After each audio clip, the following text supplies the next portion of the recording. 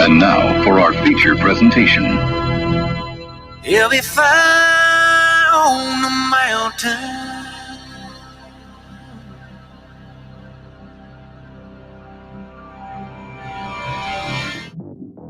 JB and Darren on the JB and Goldwater Show. Line drive right field, base hit. South Carolina wins the College World Series. Watson, touchdown. Hunter Renfrow. He got him, and it's all over. Coastal Carolina rules the roost. They win the championship. And South Carolina has won the national championship. The Citadel baseball team has done it again, but this time the Bulldogs beat one of the top teams in the country. They are giant killers. Get the ball to Bennett. He does.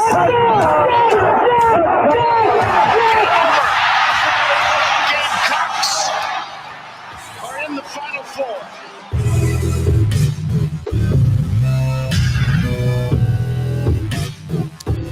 All right, greetings and a good and rainy Monday afternoon, and welcome aboard the JB and Goldwater Show, live, loud, and online, and very proudly presented by Motley Rice, driven, of course, by Stokes Volkswagen, MotleyRice.com, causes, not just cases, StokesVW.com for your next ride. You can find us, of course, on the app, the JB and Goldwater app. That's free.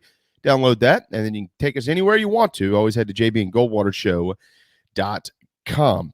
You can find us across all social media at JB and Goldwater, individually at Sports Media JB, and at Darren Goldwater. The Share Healthcare chat room is up and running, and the text lines are open, 843-321-8893. If you'd like to plug something in there, Darren will make you a part of our program, just like he has already, with so many of you who have already commented. We appreciate that. A lot of you are in there before we are, so that's pretty neat. Wes Mitchell will be here at 12:30 with Gamecock Central. Perry Orth at 1:05, former quarterback up at South Carolina.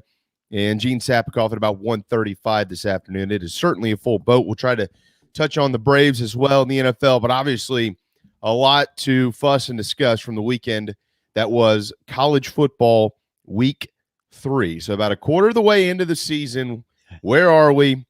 Who's good? Who's bad? Who has questions? And certainly the programs in this state have plenty of those. We'll get to all that in a minute, but first and foremost, good afternoon, Darren Goldwater.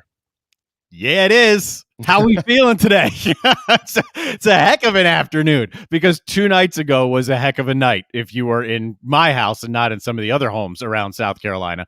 Look, I love the fact that the whiteout turned out the way it did. I love the fact that the energy was there, that people like Josh Pate got to experience something that, even in his own words, is something that man cannot duplicate other than that. Josh Pate came away more impressed with that atmosphere than any other atmosphere, in his words, that he's ever seen.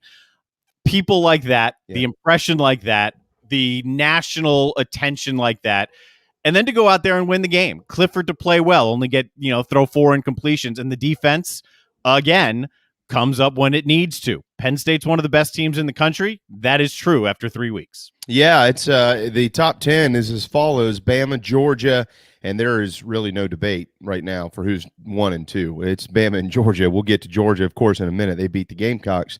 Oregon, Oklahoma, Iowa, Penn State at 6, A&M at 7, Cincinnati at 8. Clemson fell 3 spots by virtue of that win over Georgia Tech this weekend. And then Ohio State rounding out the top 10. Florida didn't even move, and they shouldn't have. Matter of fact, you could probably make an argument that they should have moved up with the loss to Alabama, but they're still sitting there at 11. Notre Dame at 12. And how about Ole Miss at 13? Iowa State 14, BYU at 15, Arkansas at 16. We're going to come back to both 15 and 16 in a minute. Coastal's at 17. They fell a spot even with the victory this weekend at Buffalo. Wisconsin, Michigan, and Michigan State round out the top 20. And North Carolina's in there at 21. Fresno State, Auburn still in the top 25. UCLA and Kansas State. How about that? Rounding it out there with the latest AP top 25 poll. So, yeah, the biggest game in the country was Penn State and Auburn, and Penn State is good, and Auburn. I feel a little differently about the Tigers than I did a few weeks ago, they're better than I thought they'd be early in the year. And I think as time goes on, they'll probably continue to improve. And that's not going to be good for someone that has to play them in November, like, I don't know, South Carolina. At the same time, Auburn has struggled on the road over the last couple of years, most notably offensively because of Bo Nix. He hadn't been as good on the road for whatever reason. They can run the football, though. There's no doubt about that. So, it was that game. I had it, I had it on. I wasn't listening into everything that was going on up there. That game did a lot for Penn State because I think they beat probably a top 5 SEC team. Penn State's resume to start the year, in addition to that win, is one of the best out there. And I also think it did a lot for Auburn because if you can go into that atmosphere and do what you did, have a chance at the end of the game, they're going to beat somebody. I don't know who it's going to be, but they're going to beat somebody that's good. And so that was a good Saturday night in Happy Valley. A lot better than it was for the Gamecocks over in Athens. Yeah, I'll just tie with this, agreeing with you about Auburn.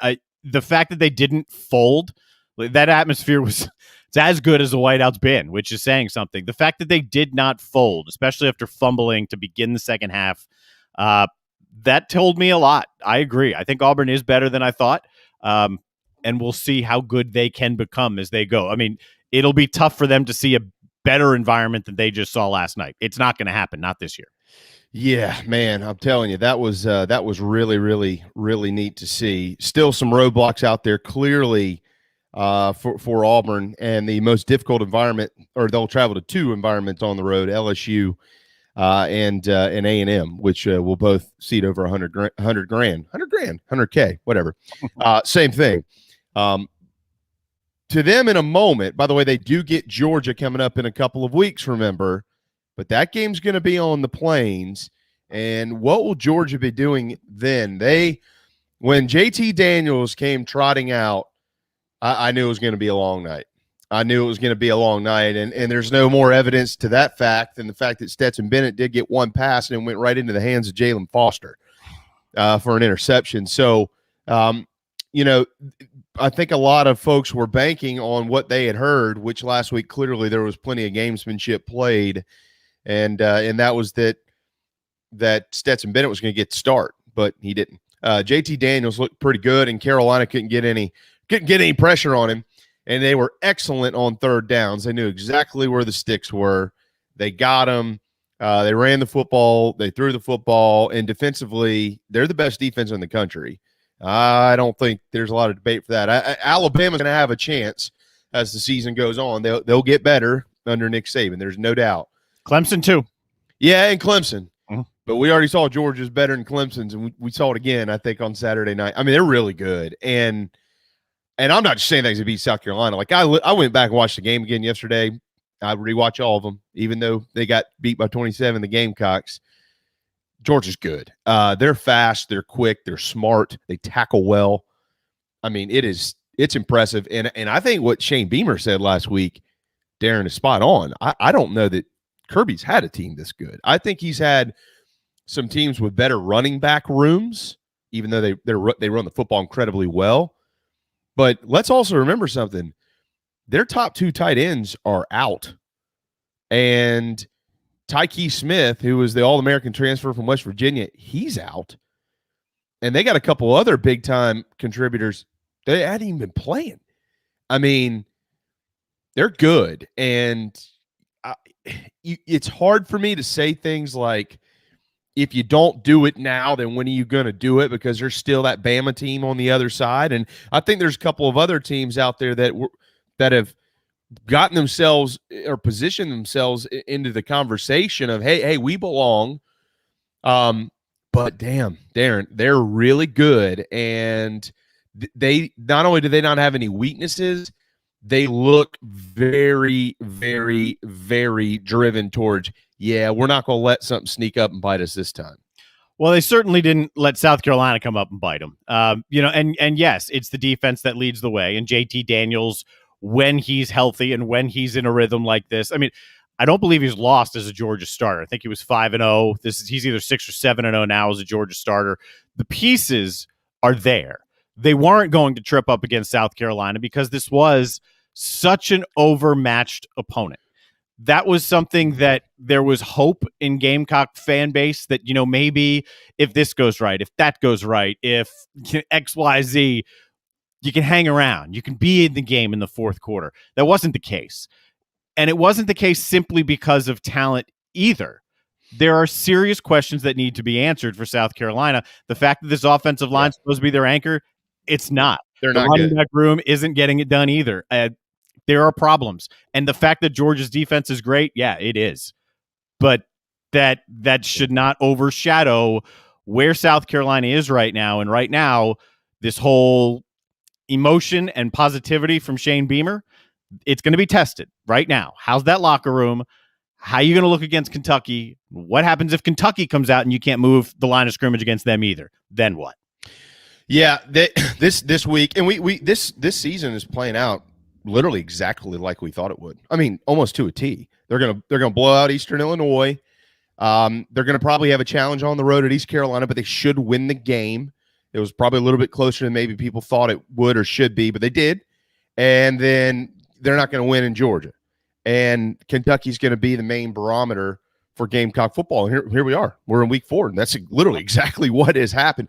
I think for South Carolina, again, we got West and we got Perry coming up. There is so much that I like about this football team. Even though defensively Saturday night wasn't a great night. The secondary got tested and they didn't perform well. Those routes that they were throwing down the field. I mean, there's just better players. I mean, just flat out. I mean, Georgia was just better. I still like the guys up front. Sharai Green's injury was a humdinger for that defense. I mean, he is such a leader and he's played so well, and that was a deflator. There's no doubt. But aside from all that, or in addition to all that, I should say, I want to know what's going on up front. I mean, these are the same guys that were there last year when they could do nothing else but run the football. Like, they were blowing guys off the line last year. They weren't whiffing, I don't care, A gap, B gap, C gap. They're sending 6, they're sending 7. None of that crap mattered.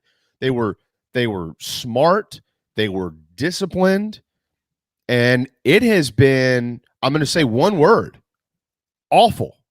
Literally awful through 3 games. And Shane Beamer isn't stupid.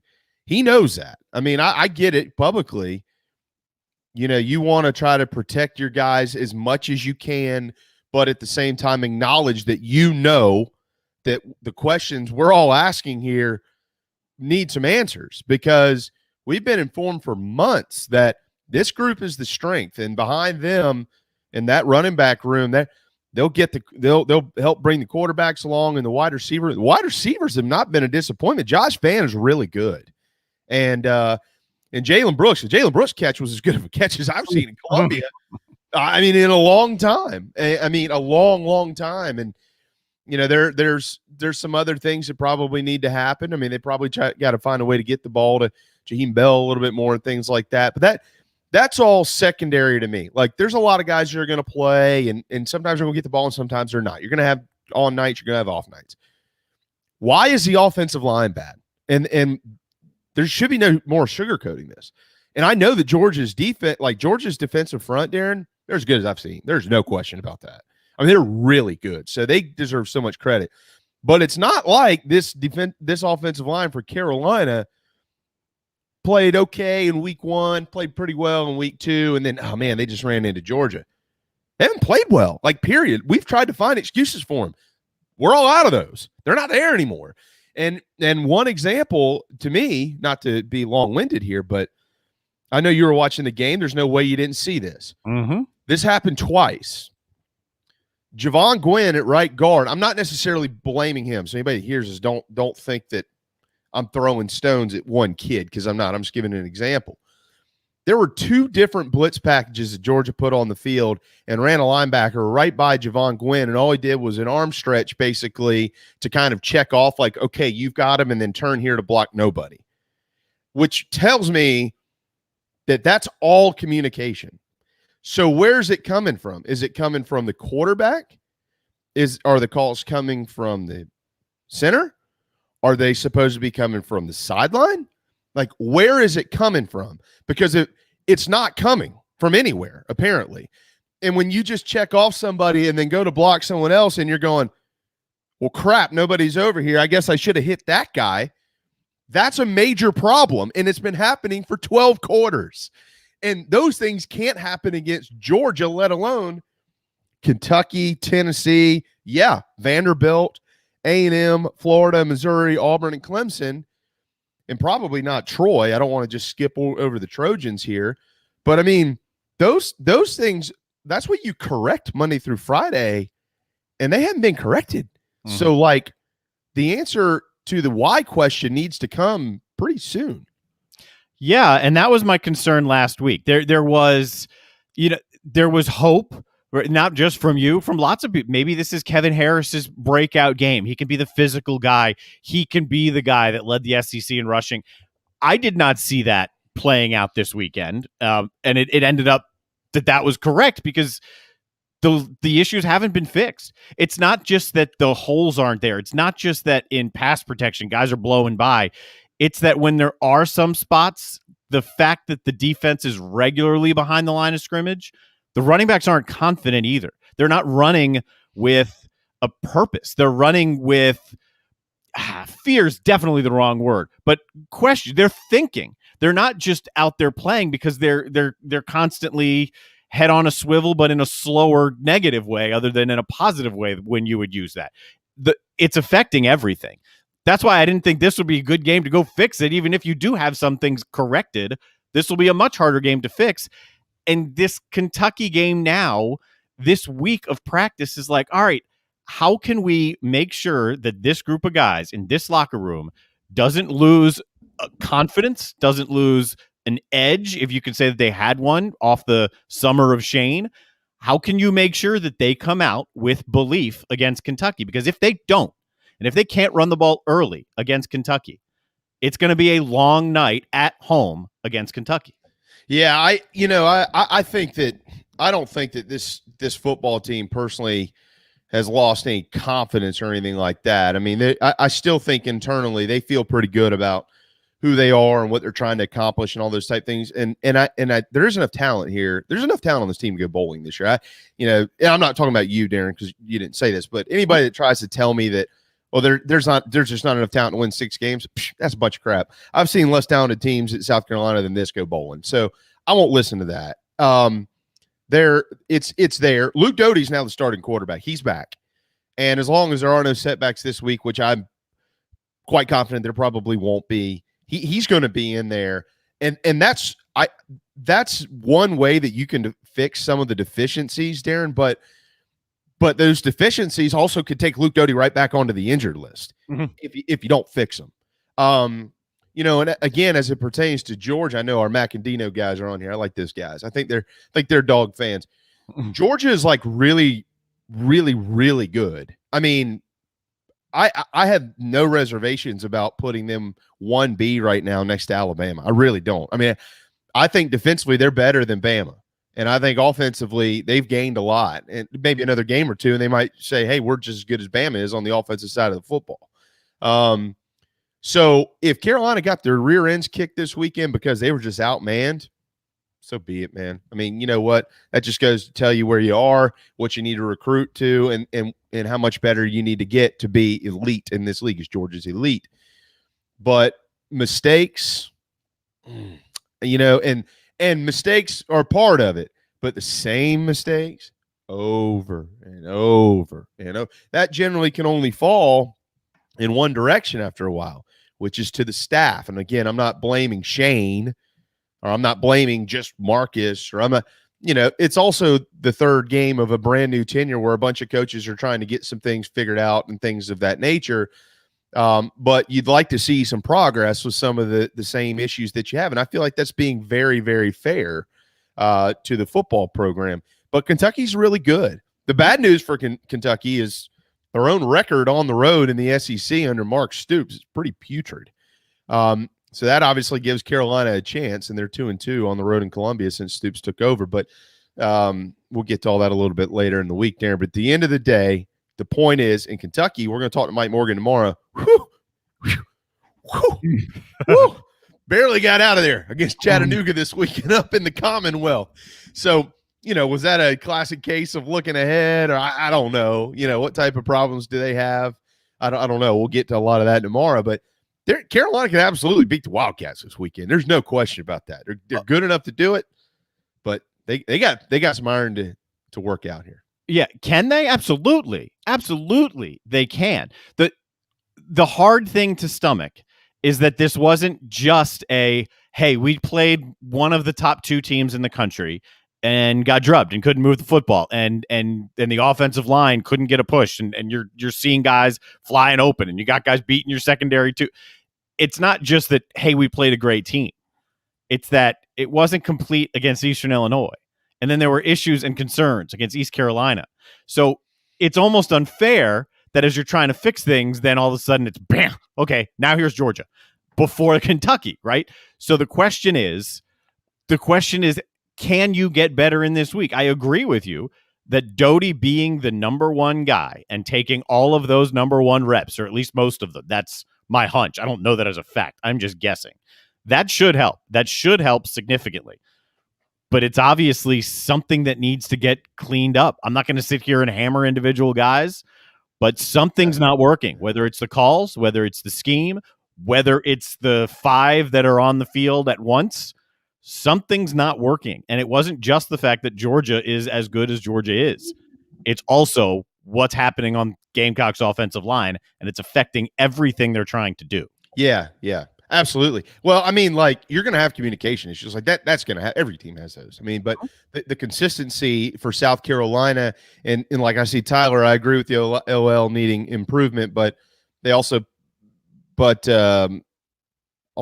it at a lower college level. It's easier said than done, hard to fix in so many moving variables. All that is true. What accompanies this conversation, though, is that last year, last year, the best part about that offense was the fact that they could run the football, and a lot of that had to do, in addition, obviously, to the emergence of Kevin Harris, was the fact that they were very disciplined up front, and they're schematically speaking, they were really solid. They were really good. All those guys are back.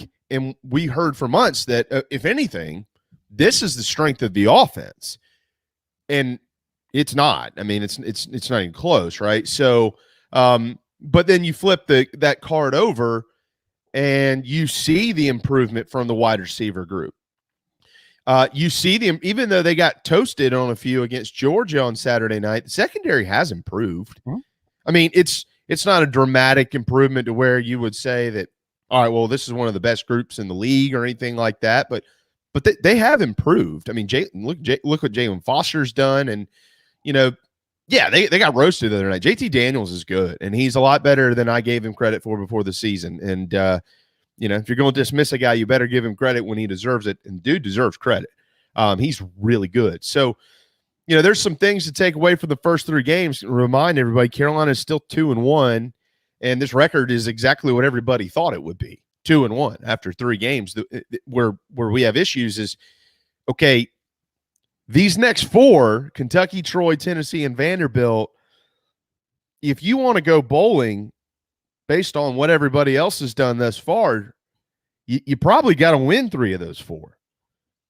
Just to be realistic about it now. A lot can change in November. But with what we've seen, does that give us confidence that they're capable of doing it? And I think that's very debatable. So yeah, that's a good way of putting it.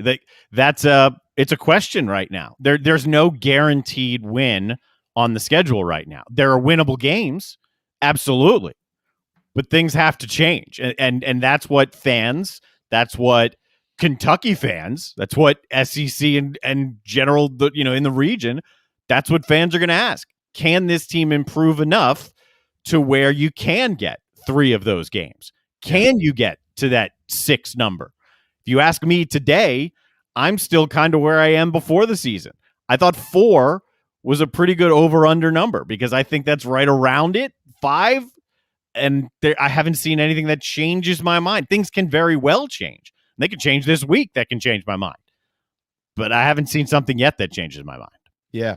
Well, I think Carolina fans need to show up this weekend and sell out Williams-Brice Stadium. It is an enormous recruiting weekend. It is enormous.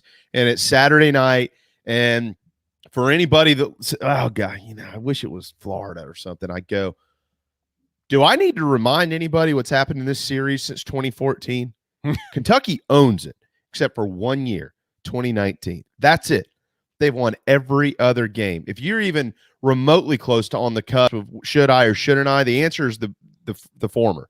You should absolutely go to Williams-Brice Stadium and watch the Gamecocks because they need as much support as they can get in the ballgame. Before we hit a timeout, and we're going to talk as much as we can about it. I mean, there's so much that happened this weekend nationally. We're not going to have time to get to all of it today, but we will touch on some more, and then certainly a lot tomorrow with Mike.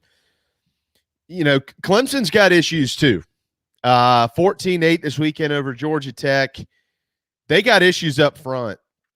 And, for Tiger fans that don't like seeing someone on camera with their rivals' colors saying that, I ain't the only one saying it. They got problems. I watched every snap of that game. Obviously, the storm caused a little bit of an issue there, but defensively, they're elite. I mean, they're really, really good, and that's why they're more than likely probably still not going to lose a game. But if they do, they're pretty confused offensively. Up front, they got issues there. That running back room is not sound. Will Shipley's going to be really good, but there's a reason why they're ranked 9th right now and not 2nd. Just offensively, it's been a struggle. So, and they have a lot of the same type questions to ask that Carolina has. One of them's pretty simple. Why? I mean, there are a lot of things that they were expected to do really good that they're not doing well. And that's the same thing down the road in Columbia. It's early and you can get a lot of that fixed, but you might want to get it fixed because a 6-point win over Georgia Tech at home, you got to go to NC State coming up this weekend, a 3:30 kick on ESPN. Just saying, it's tough to go on the road and fix your problems. Just happened in Athens. So let's kind of see what goes on here. But we'll talk to Gene more about this, Darren. But real quick, your response or your thoughts on what Clemson looked like on Saturday. I thought it was that was disappointing, honestly. It's a trend, and it has Tiger fans rightly concerned because last year we spent the majority of the time saying Clemson's great, but here's why it's going to be tough for them to go win a national championship. Their line isn't getting pushed. ETN's not averaging anything on the ground. You got to find creative ways to get him the ball. That was last year. Now this is this year, and it's going the wrong direction. I'm going to take 2 numbers from Grace Rayner's article here, which you could find very easily by looking up stats. Clemson is ranked 114th in the country in total offense. They were 3rd, 5th, and 10th in the last 3 years. 18, 19, 20, 3rd, 5th, 10th. They're 114th. They were outgained by Georgia Tech. They scored 70 on them the last time they played and had 50 in the first half. They're also 108th in the country in yards per play. I think Clemson and Ohio State are very similar. I think their issues are both fixable, although Clemson's are on offense and Ohio State's are on defense. The personnel is there. Is there enough time to fix it in time for a big game? It's easier for Clemson to fix their issues on the road against NC State than it is like for South Carolina to go to Georgia because Clemson is a better, significantly, football team than NC State. They can put things together and roll them. Or they might not, and these questions will persist. The fact that the defense hasn't given up a touchdown in 3 straight games, that's impressive. Their defense is great. That offense is not good enough to get them into the playoffs, let alone win a national championship. Not right now. Totally agree. And that's a Georgia Tech team that lost to Northern Illinois 22-21 to start the season. And last week beat Kennesaw State 45-17. Kennesaw State scored 17 points. Tigers scored 14. NC State, though, they're 2-1, but they have literally beaten nobody. Furman in South Florida. They should have beat Furman. South Florida's not any good, and they have a 2-touchdown loss on the road at Mississippi State, who got beat. Shouldn't have, by virtue of that awful situation at Memphis, but they did lose to the Memphis Tigers, and we'll see what happens coming up this weekend. I know what's going to happen coming up on the other side of the break. Wes Mitchell will join us with Gamecock Central, so hang tight. The JB and Goldwater Show, very proudly presented by Motley Rice. We'll be right back.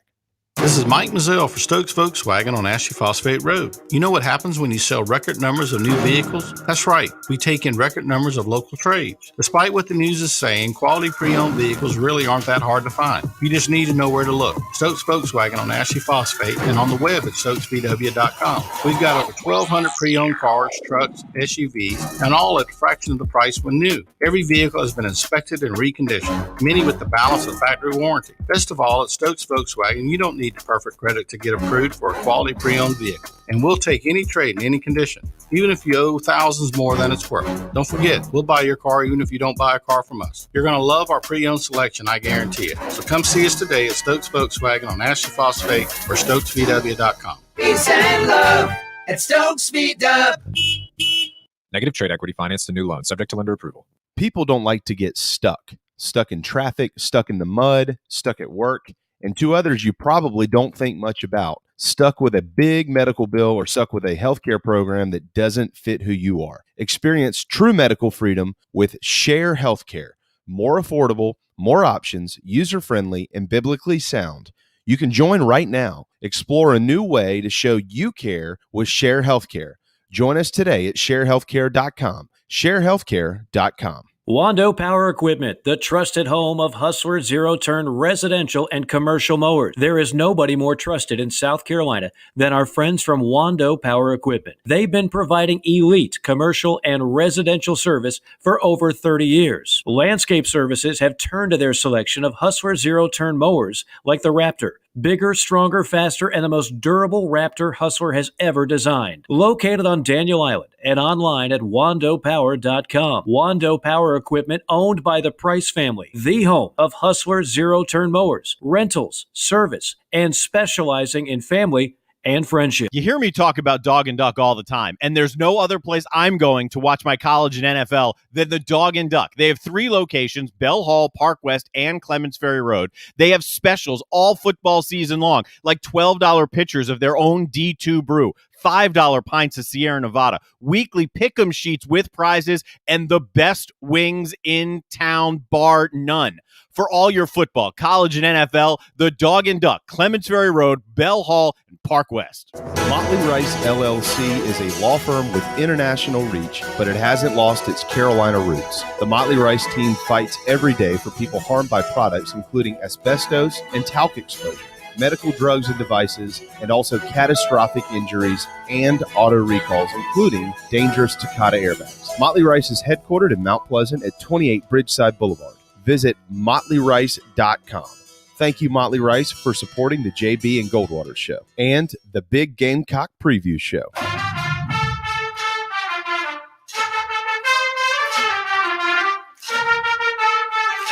You're listening to the JB and Goldwater Show, live, loud, and online.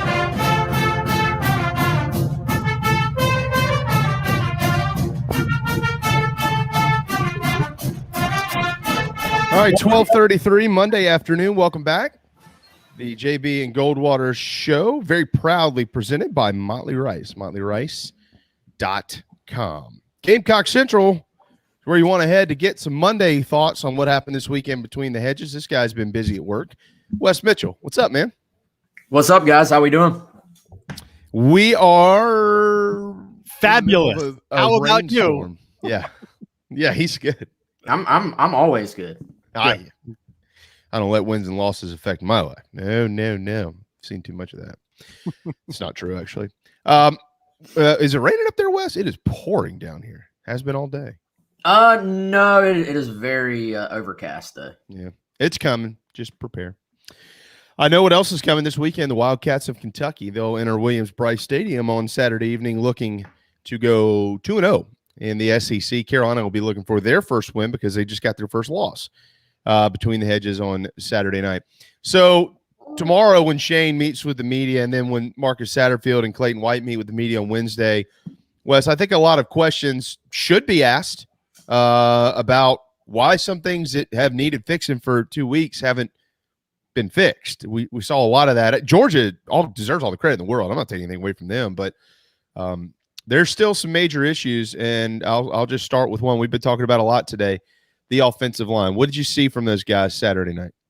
Yeah, I think it's a nuanced conversation, y'all.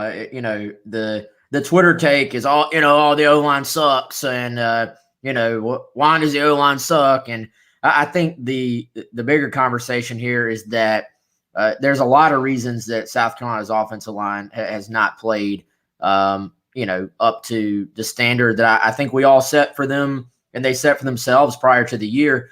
Some of that, I think, I went back and watched the game, slow mode a lot of plays as well. Some of that is certainly from as far as executing the scheme the way it's called. And, I think in some cases just communication about exactly what is expected on a given play within the scheme. Guys, I think when you look, there are some glaring plays that are going to stand out to everybody, particularly if you look at an offensive lineman and he does this, where he taps a guy and then moves on to the next guy. That is a clear sign that he is passing off that rusher to someone else and expecting someone else to be there. If that person is not there, then clearly there was an issue, but we don't know exactly where the issue was. Is it that the player who passed the guy off, who ends up being the guy who looks bad on the telecast, was it that somebody else was supposed to be there? Was it that it was not communicated correctly, by the quarterback as far as the protections go? That stuff we just don't know, but those are issues you can say from a greater standpoint are going to have to be cleared up and cleaned up if you're South Carolina moving forward. Now, guys, there were some plays where Georgia's front is just phenomenal. And there were plays, especially in the running game, where South Carolina was doing their best to block it the way it is designed. And, Clemson had, 2 yards of rushing against this front? This is a national championship caliber front seven for Georgia. So I go into this week saying this is a huge game for South Carolina for a number of reasons, but this is the week you have to start to see that progress on the offensive front and get the running game going, get the pass pro shored up a little bit. And, I thought the first 2 weeks they actually did not diversify the running game enough as far as number of different types of run calls. They actually diversified it quite a bit against Georgia. There were more run schemes called. It was just at times Georgia just swallowed them up. This is an outstanding front. And I finished that game on Sunday on the rewatch, and I was like, man, if you're a South Carolina fan and you want to know what an SEC East contender looks like, you want to know what an SEC championship contender and thus college football playoff contender looks like, you got a really close look at it for 60 minutes on Saturday. Totally agree. And you said something a little bit ago. Two of those plays you're talking about were with Javon Gwynn, as a matter of fact. So was it Javon or was it Dylan? Was it, we don't know those answers.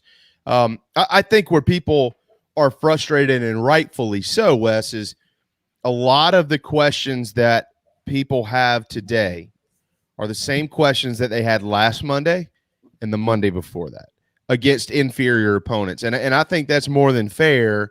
And you bring into the fact 2 other components here, and I'm going to toss the baton back to you because I'm focusing on the OL because that was supposed to be the strength. Like we that's what we knew based on what they did last year and what we listened to and heard throughout the spring, throughout the summer, and throughout fall camp was, well, until we can get Luke Doty or whoever in there at quarterback and doing what they're doing better, get that wide receiving core developed, we at least know that with this group of running backs and with that offensive line, they're going to be able to run the football.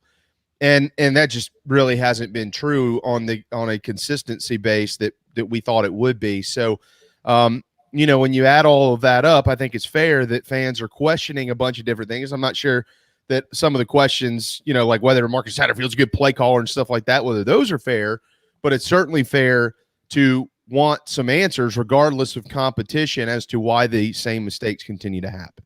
Yeah, no, I agree. And it's there's reason to be frustrated. And I think, you go back to the first two games and some people are going to say, here's excuse making already. But, I think the first two games, it was from a standpoint of those guys just being incredibly aggressive up front. And now South Carolina did not have the answers you want. Now, you should, in theory, have an answer even when you get overloaded and teams are bringing 8-9 guys up. They're cover zero blitzing and stuff like that. You want to have some answers there regardless. And, against an opponent like especially Eastern Illinois, you would think that you're going to be able to spring some runs just regardless with the talent South Carolina has. So, and, they had a couple of long runs but in that game, but they have not come really since then. And I think I go back to last year. If you look at exactly how South Carolina was structured in the running game, I don't know if y'all follow the guy, SEC StatCat. He does an outstanding job going, just above and beyond about everybody as far as, the guy's a genius as far as tracking a lot of this stuff. Last year, if you look, South Carolina's running game was sort of at the top of the league in explosive plays.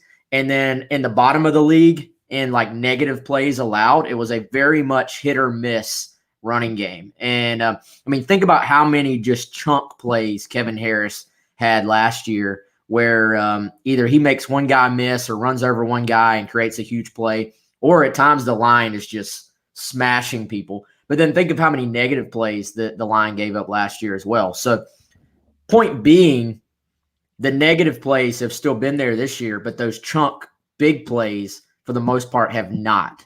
So I go back, and Beamer has said, well, it's not just the O-line. It's the O-line, the tight end, the quarterback. It's everywhere. It's everybody. Well, regardless of where it's at or who gets the most percentage of the blame, to me, it looks like a group that it's still very clear they're in the first year in a new offensive scheme because they're just not – it is not quite clicked yet. The rhythm is not quite there. I think South Carolina has to look at maybe even getting the plays in faster so that you get lined up. You find a little bit of a rhythm faster because there's just a lot going on up front, and fans see the result. At times, it looks good. Other times, they look confused. To that point, there was multiple times, and you saw Shane on the sidelines a couple times getting into someone's rear end. I don't know who it was, but he was after him, and that was in the headset. And then you saw some other times where I think Wes, they had to call a timeout or two. We have Perry Orth coming up too, so I'm going to ask him about some of these situations as a former quarterback.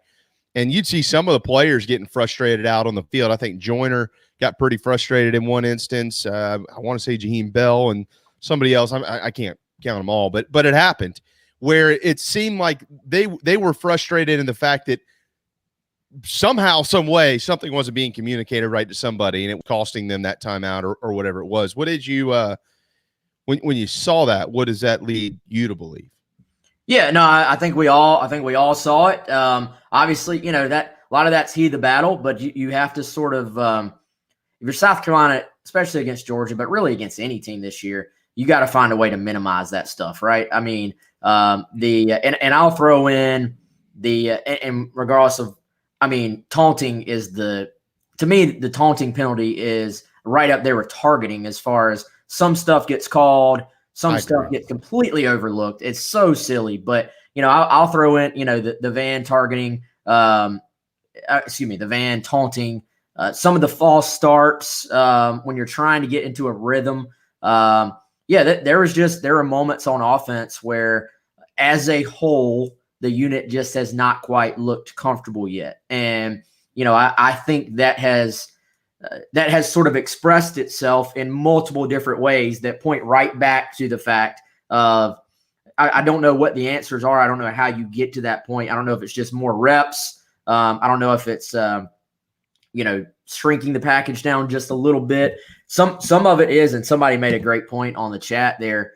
Luke Doty first of all, I think Luke Doty played outstanding considering the position he was put in. I mean, good grief. Y'all know I've been as big, like I've been a Luke Doty guy since he was in the 8th grade, and he outplayed what my expectations were for him, all things considered. Really did not do a lot of 11 on 11 in practice at all this week. So to just go in there against that Georgia front, what was very, very impressive to me.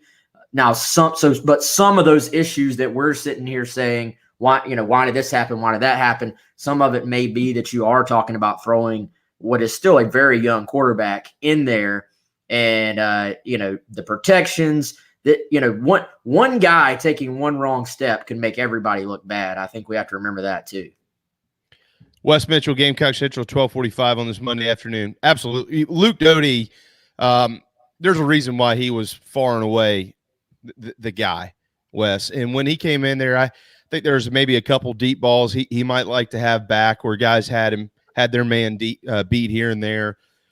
But outside of that, the pick wasn't on him. Harris has to catch the football. And the ball hit him right in the hand. It should have hit him in the helmet.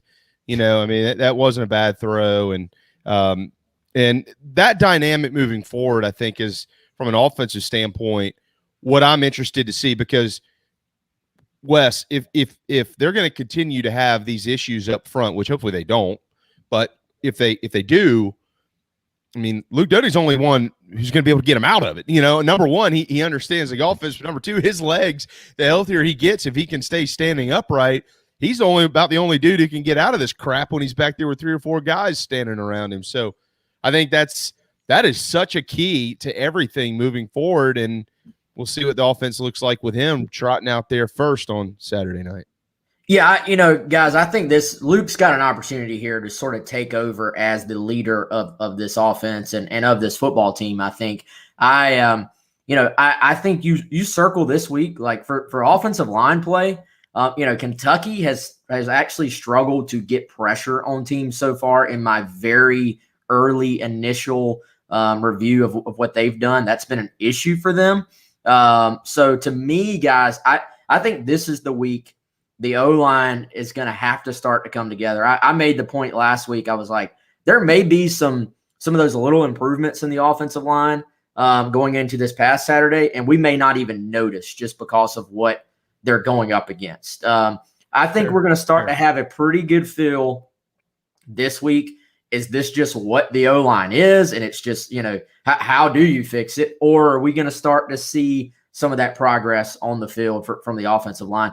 I think especially in pass pro, this is a week they should be able to give Doty a little bit more time. And then I think you got to sort of find a way to just turn Doty loose. I think against the speed of Georgia, unless you're like Lamar Jackson type speed, it's hard for your quarterback to find a lot of room in the running game either. I think against more just normal human beings, like normal SEC defenses. I remember watching, Luke against Missouri second half last year. His speed sort of played up against what is sort of a typical average SEC defense. I think we'll see his speed play up, so to speak. That little half step that you need, that's the difference between a 2-yard gain and a first down, I believe will be there against your average SEC defenses. Probably was not there against that Georgia front. So Doty's legs, I think, will be a huge part of this. But if you can throw that into, him continue to be accurate with the football, like I thought he threw just some really nice passes in that, good tight spirals.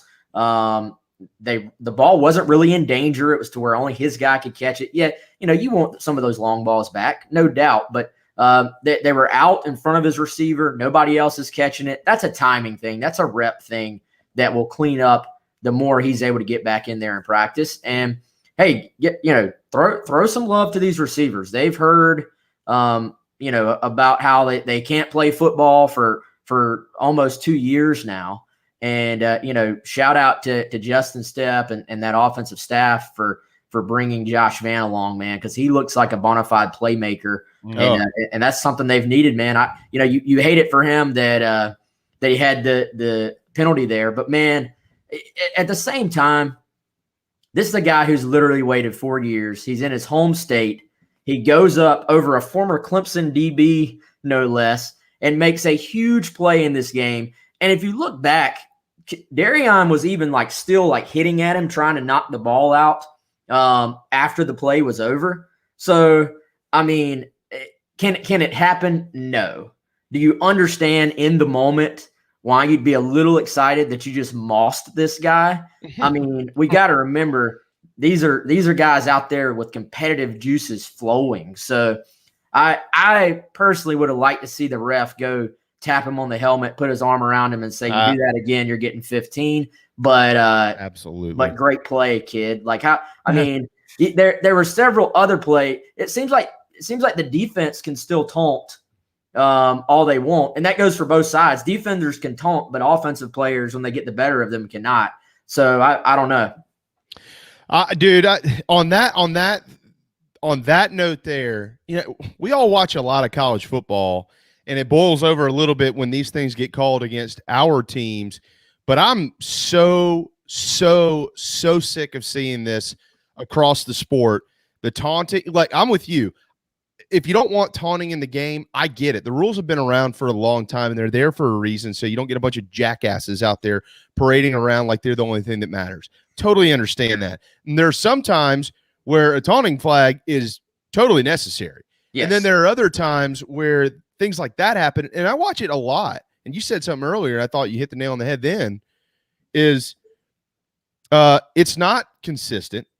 And little things like that where the guy just stood up and just says something to his guy, walk up and say, "You do it again, and you're going to get popped with 15, period." Yeah. The end. And the targeting stuff, and I don't know if Darren agrees or disagrees with this, but that was not targeting on that Auburn guy on the goal line with Penn State. What are you supposed to do? He's diving for the end zone. You're coming to try to keep him out of it. We're going to slide tackle him? There's nothing else you can do besides try to hit him with your shoulder and not your helmet. And they threw that kid for targeting.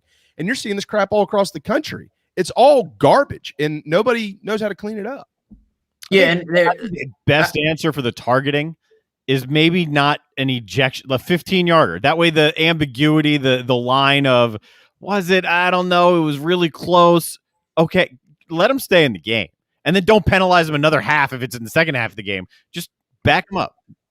Well, and unless we already have, in basketball, we have flagrant 1, flagrant 2. I mean, to me, there's also a difference in – good point. We've all seen a guy literally just take his helmet and try to take somebody out. To me, when you do that, we're not able to have enough nuance to be like, okay, there can be two types of targeting here. Let's say if you target a guy and it's not intentional and it's your first one, you don't get kicked out. If you get a second, then too bad, you had your chance, you're out. Or if you have an intentional target, when it looks very, very clear to everybody, one of those where we all are just like, oh, what is this guy doing?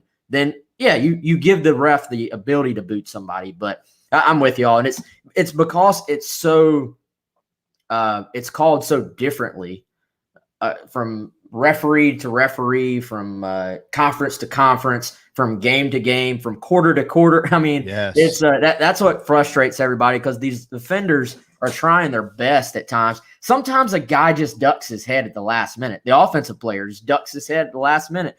At that point, what are you supposed to do?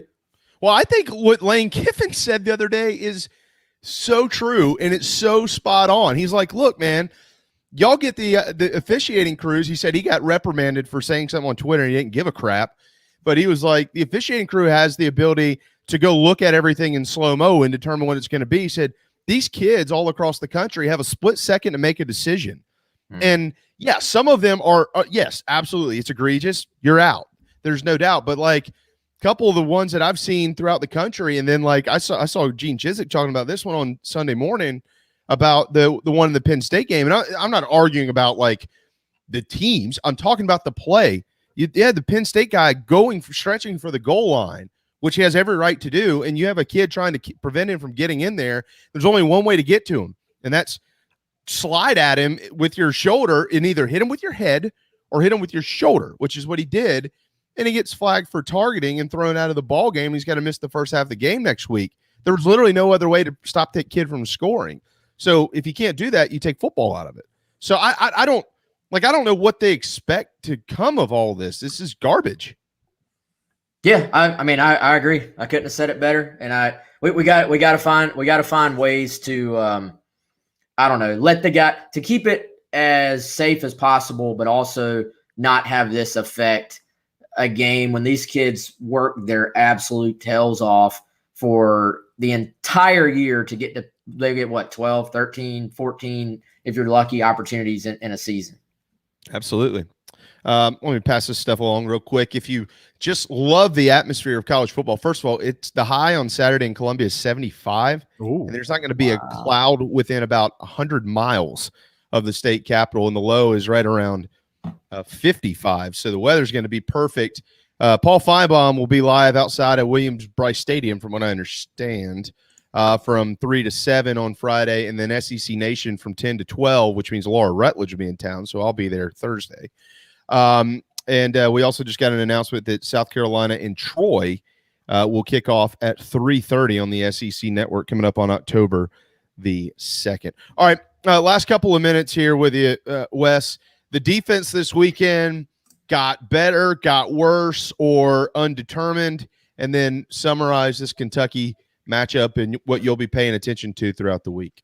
Yeah, defense, I think, learned a lot about themselves this week, sort of learned a lot about, what SEC play is going to be like. I thought we learned a little bit about Georgia's offense as well. They made some plays, and I think we saw South Carolina's defensive line is really, really good. But also I think we saw when they play a really good offensive front, sometimes they're going to have to add on those third downs as far as bringing some extra pressure. I think against the first two opponents, you saw they could sort of just rush forward and get there if they wanted to. So, I think it was a learning experience for this defense, certainly a learning experience for the secondary, with some good moments as well. I would be remiss if I didn't mention Sharai Green. Absolutely hate it for that kid, man. He's had a really good start to the season. First two games, he gets hurt on the second play of the game. He knew instantly that it was bad. That was the reaction of a kid who's just been through a lot and knew at that moment he might be out for the year. Hate it for him. I still think there's a lot of good signs for this defense. I think Clayton White and that staff have done an outstanding job. And, we'll continue to learn about them a lot this week against Kentucky. Kentucky offense that moved the football very well against Missouri, but then really struggled against UT Chattanooga, whose defensive coordinator is Lorenzo Ward. Yeah. So whammy. Whammy Ward. Whammy Ward. So yeah, guys, I said it from the very beginning of the year. I mean, this Kentucky game is a huge swing game for South Carolina. They're going to have a bunch of recruits on campus. Yeah. It's a winnable. This is a very winnable game. It's going to be a fourth quarter football game. Whoever can make some plays in the fourth quarter will win this game. Talk about what a big win it would be for Shane Beamer and this group to get to 3-1 with Troy coming to town next week. That's a 3:30 kickoff they just announced for the Troy game. That's man, I mean, 3-1 just looks so different than 2-2, doesn't it? Ooh. And the mentality of 3-1 versus 2-2 will be completely different, because if you lose it, it'll feel like you just got clobbered. You just lost again to Kentucky. ECU, even though you won, if you lose badly to Georgia, then lose to Kentucky, it almost feels like, wow, we didn't even play well there. I mean, it's a completely different mindset if you lose this game versus win it. And Kentucky 5.5-point favorites to open as well. So keep our eyes on that throughout the week. 2:00 today, GC Live, correct? That is correct. I'm sure you got a few things to talk about. Always. Yeah. Well, I appreciate it, guys. We're going to learn a lot. Real quick, before you go, do you have a list on Gamecock Central of this weekend's recruiting visits and who will be in Columbia? Yeah, I went ahead and put the list up early this week. It is a sort of working list, but yes, we have an early list of expected visitors. One of the big ones, Dylan Lonergan, the big-time 2023 quarterback. Yeah. He's actually already tweeted that he's going to be at the game. Eric Kimry watched him throw on Friday night, and huge target for South Carolina. So I expect this to be a massive weekend for the Gamecocks. Yeah, section 10 down there in the south end zone is going to be full of talent. Gamecock fans, show up and show out. Wes, thank you, brother. Have a wonderful week, and we'll talk to you next Monday. All right, thanks, guys. Have a good one. There you go, Wes Mitchell, Gamecock Central. All right, time for a timeout. Hour 1 in the books. When we return, Perry Orth, what do you see from Luke Doty on Saturday night in Athens? Gene Sapakoff ahead as well. We've got so many notes to get to pertaining to college football, and I also have some records from Darren and mine, Michael's, and JC's picks this weekend that I will pass along. So hang tight. JB and Goldwater Show, very proudly presented by Motley Rice, driven by Stokes Volkswagen. We'll be right back. Right here in our backyard is Motley Rice LLC, a law firm that hasn't lost its Carolina roots. The Motley Rice team fights every day for South Carolinians who were injured while traveling by plane or bus, harmed by medical drugs and devices, or burdened by dangerous auto recalls, including Takata airbags. Motley Rice is headquartered in Mount Pleasant at 28 Bridgeside Boulevard. We are honored to have Motley Rice as a sponsor for the JB and Goldwater Show and the Big Gamecock Preview Show. At Patriots Point Naval and Maritime Museum, families walk in the footsteps of our nation's heroes, the brave ones who risked their lives to defend our way of life. Home to the aircraft carrier USS Yorktown, USS Laffey, and the USS Clamagore, there's more than 1 million square feet of exhibit space to roam. White Glove certified, we have several new health safety measures in place to enhance the visitor experience. Come for the day and leave feeling inspired. One of the most impressive museums in the country, located right here in Mount Pleasant. Visit patriotspoint.org for more. We'll see you soon. People don't like to get stuck in traffic, stuck in the mud, stuck at work, and two others you probably don't think much about: stuck with a big medical bill or stuck with a healthcare program that doesn't fit who you are. Experience true medical freedom with Share Healthcare. More affordable, more options, user-friendly, and biblically sound. You can join right now. Explore a new way to show you care with Share Healthcare.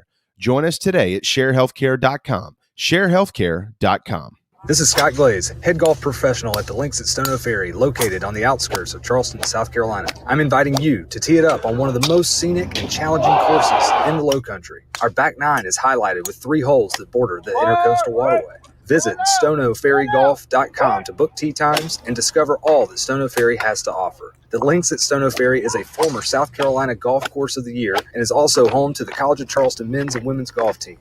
Come see us. We would love to have you. stonoferrygolf.com. Hi, I'm Chris Half, Public Information Officer at the Patriots Point Naval and Maritime Museum. We're home of the mighty USS Yorktown, USS Laffey, Clamagore, and Vietnam experience. And we're a proud partner of the JB and Goldwater Show. We invite you and your family to come see us and enjoy a day on Charleston Harbor. Visit patriotspoint.org for more information. And now, it is my honor to present the National Anthem.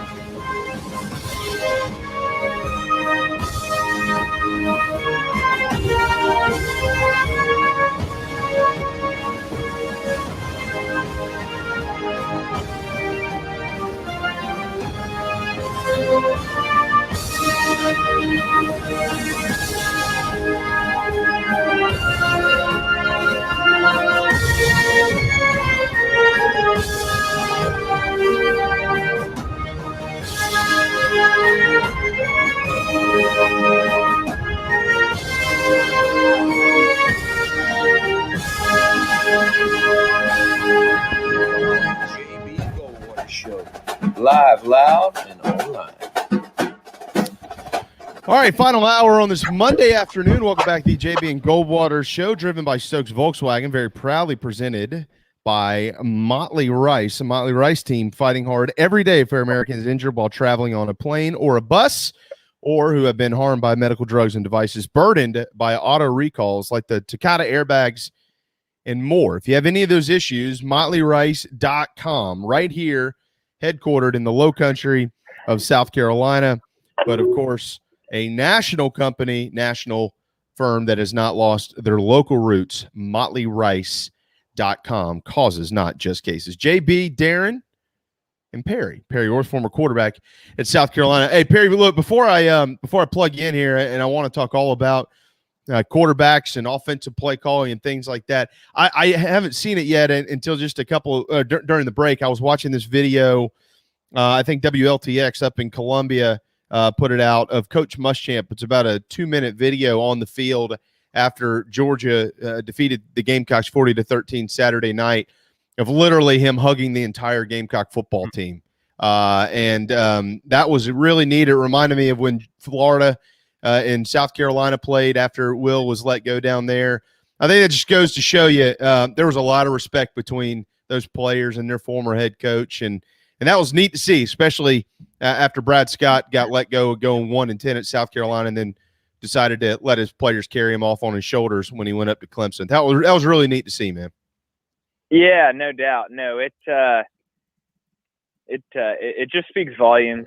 Again, I talked about it last week about who Coach Muschamp is as a person. Yeah, it didn't work out, here at South Carolina for him, but I tell you, he still a great guy. He recruited all of those players that were chatting with him after the game and loving on him. So, people get caught up in the wins and losses, and it's obviously important, but you got to remember these coaches and players are human beings too and have relationships just like we do every single day. And when, some of these kids, probably looked up to Coach Muschamp as a father-like figure, and, you hate to see how it all went down. Not that it was bad, just anytime, somebody gets fired, it's always, not exactly pleasant, but I was really, really encouraged to hear that. I figured it would happen. I hadn't seen the video, but I'm definitely excited to watch it, because that just it shows you that football, it really can be such a pure game, especially at the collegiate level, and just it's good to see. Yeah, absolutely. Yeah, we talked a lot about Coach Muschamp last week here as a guy that I've been very open about. Darren will tell you for a long time how much I have a lot of respect for him as a man. I don't think he was, unfortunately, a great head football coach. Maybe one day he will be, but he was always super to me, and I know that, and I know all those players. You played for him, Perry. Everybody that's ever played for him has had nothing but great things to say about him. So I honestly, I wish him the best of luck. I wish him absolutely the best of luck with whatever his future looks like. The future of South Carolina looks like this. They got Kentucky coming to town at 7:30 on Saturday night, in what hopefully will be a sold-out Williams-Brice Stadium under the lights on ESPN2. By the way, quick note here for everybody. The same crew that called the East Carolina game on ESPN2 is back. Might want to, I don't know, get drunk before listening to them. The analyst, I know Custer took a lot of heat, and I will not comment on that. I'm another play-by-play guy. Oh, wait. The analyst, though, was good. The play-by-play, yeah, like the commentators from the ESPN game are doing our game? The guys that called the ECU game that were wrong about everything? The play-by-play guy was. No. The analyst was pretty good. Yeah, that should give you enough reason to buy a ticket to get to the game in person. Yeah, exactly. Well, I got a text last night that said, "Have you seen who's calling the game?" I was like, "Oh God." That's okay. I'll be in the ballpark, so I don't really care. But all right, so tell me what you saw, Perry. It sucks that it went down this way, right? It sucks that Zeb Nolan starts and he gets stepped on and he has to come out of the game. I hope he's okay. Clearly, Zeb Nolan and Luke Doty, the top two quarterbacks on this team. And guess what? Right now, if Luke Doty goes down, it's slim pickings. So I hope he gets okay pretty quickly. But Doty did come in the game, and he played pretty much all of it for South Carolina on Saturday night. Evaluate his performance. Yeah, he threw the ball very well down the field. Love to see that. Obviously, Georgia's hands down. I've watched more college football in the last 2 weeks than I probably have in the last couple of years. Just not Carolina, but the country overall. And Georgia's hands down got the best defense in the country, and I don't even think it's close. Wow. Their defensive line is elite, and they gave us headaches all night. I think there were Obviously, tons of mental errors on the offensive line's perspective. Anytime you're letting linebackers and defensive line run right through and offensive linemen are not picking them up, that's an issue. But as far as Luke, threw the ball well, really didn't put it in jeopardy. Seemed to have a ton of confidence in the offense that was being run, and he really did. He moved the ball effectively for not the entire game, but I think he did a lot of good things that would leave you encouraged when you're not playing virtually a defense full of NFL Pro Bowlers one day. That you'd be able to move the ball a little bit better. I mean, you look what they've done so far against Clemson and then us and last week against UAB, which is a darn good football team. They've put the clamps down on those guys and made it really difficult to score, especially at Georgia. So, I was very impressed with Luke, and with him being so young, I'm really excited to see his development. I think we got a great opportunity Saturday night to have him take that next step. Yeah, I agree.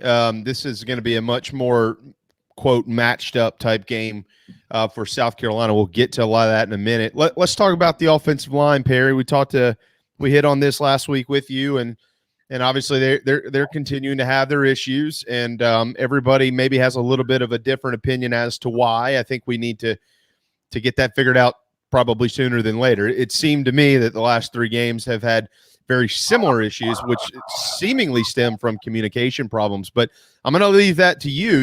You're a former quarterback. What's it look like to you out there? What type of problems does it appear just based on watching the football game that they're having? Yeah, I mean, it looks like a lot of miscommunication type issues. It looks like that whatever protection is being called, it's not being fully comprehended. Just from the views of the television, from the comfy couch that I've been on and not in the middle of a hostile environment. We haven't gotten a ton of push in the run game, and that's dating back even previous to the Georgia game. So I'm not sure if it's personnel, if it's scheme. Still haven't got a big enough sample size to talk on that yet. Coach Beamer did wrap it up pretty blandly in his post-game press conference talking about Georgia. He's like, have you seen the defense that we're playing against? I mean, it's loaded with 4- and 5-star guys. So it's going to be difficult to move the ball and run the football on that. But the unfortunate reality is that I don't think we ran it all that great against East Carolina. But listen, we're still breaking into new offense. In my experience, it takes some live games to be able to do that. We haven't hit our groove. I hope that adding Luke into the run game a little bit will add a dimension. It doesn't look like that's going to happen. It looks like we really, truly are a pro-style type of offense, under center, play action, throwing the ball down the field, also with a little West Coast wrinkle. So there are definitely concerns and issues, and I hope that it's right now just miscommunication, but it's yet to be kind of seen where the issues are. All right, so Kevin Harris ran for almost 1,200 yards last year. They tried to get him the ball. I thought they probably would. That was his type of game, a physical type football game. Not great numbers, but they're, again, you just address a lot of the issues as to probably why on Saturday night. What do you think? I mean, Zaquandre White was special in week 1. Marshawn has certainly flashed. Juju was really good up there at ECU in week 2. But you also, again, you're 12 quarters into the season, returning a guy that led the league in rushing last year. What should his role be moving forward, especially against Kentucky, who we know they're going to try to run the football on Saturday night? How do you counter that? Yeah, I mean, I think that whatever it is, it's the same conversation I had with my brother, who is an offensive coordinator down at a high school where we grew up. It's actually his alma mater, Fletcher High School. We've had some Gamecocks come from there, but you have to have an identity as an offense. I don't care what it is. If you want to be a run team, be a run team.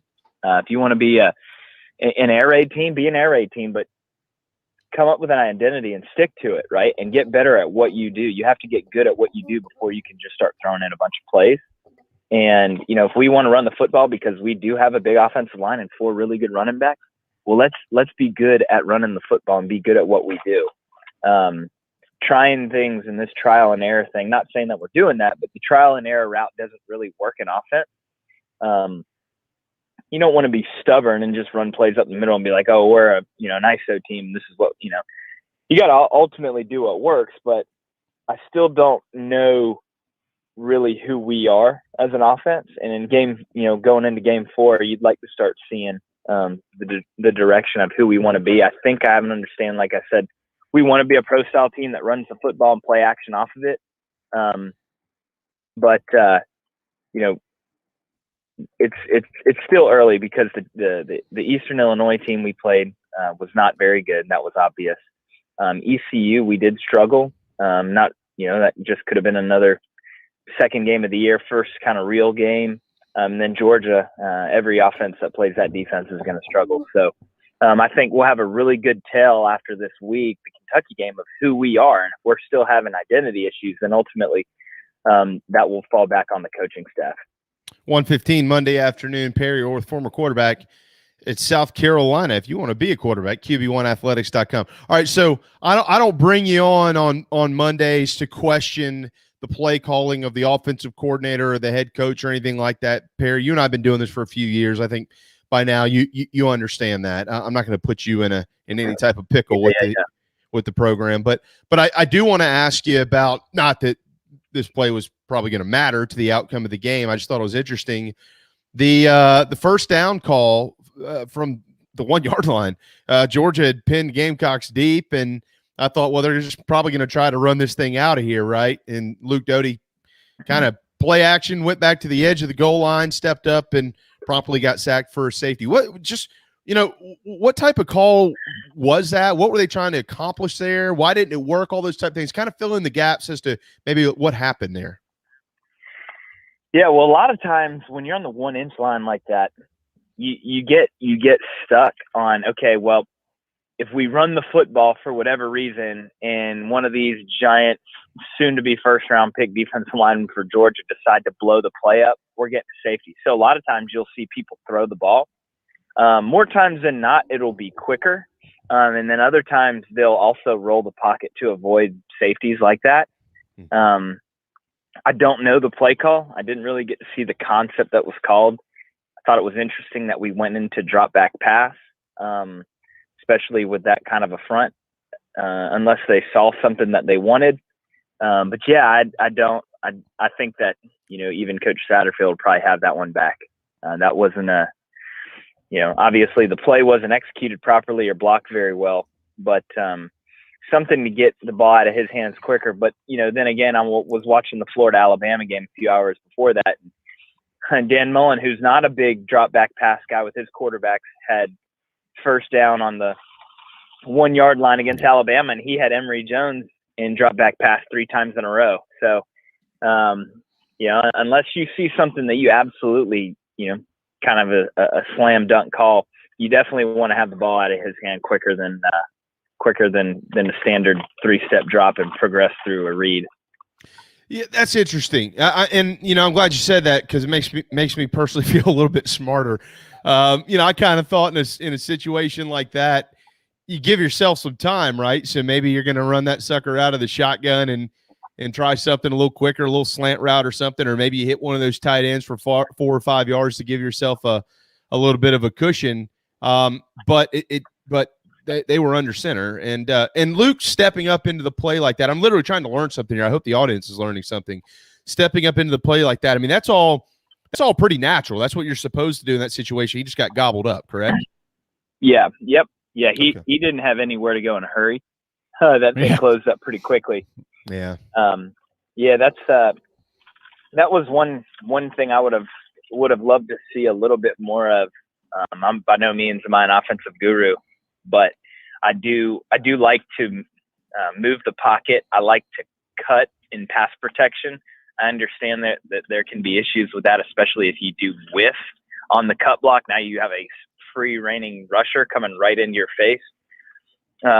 But doing different things like that to keep the big time pass rush like Georgia has off of you is something that will ultimately help the quarterback and help your offense to keep them, on their feet, right? You don't know if they're going to roll out, move the pocket. You don't know if you're going to get cut blocked. Next thing you know, you're truly reading that backside defensive end in some type of a run game, or you leave him unblocked in the counter to where your quarterback can read that, and it takes them and leaves the defensive line in question of, okay, I don't know what's coming next, so I can't just pin my ears back and rush.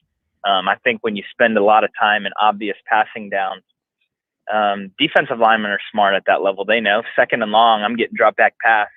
Therefore, I lose responsibility for gap protection, and I can pin my ears back and roll. So it definitely, when it puts the offensive line in a really tight situation when obvious passing downs are there, because those guys, they're elite athletes, and they're tough to block. Yeah. All right, so after 3 games, Perry, South Carolina, I think, is exactly where everybody thought they'd be from a record standpoint. They're 2-1, and the barometer game of all barometer games is coming up with the Kentucky Wildcats entering Williams-Brice Stadium on Saturday night. And guess what?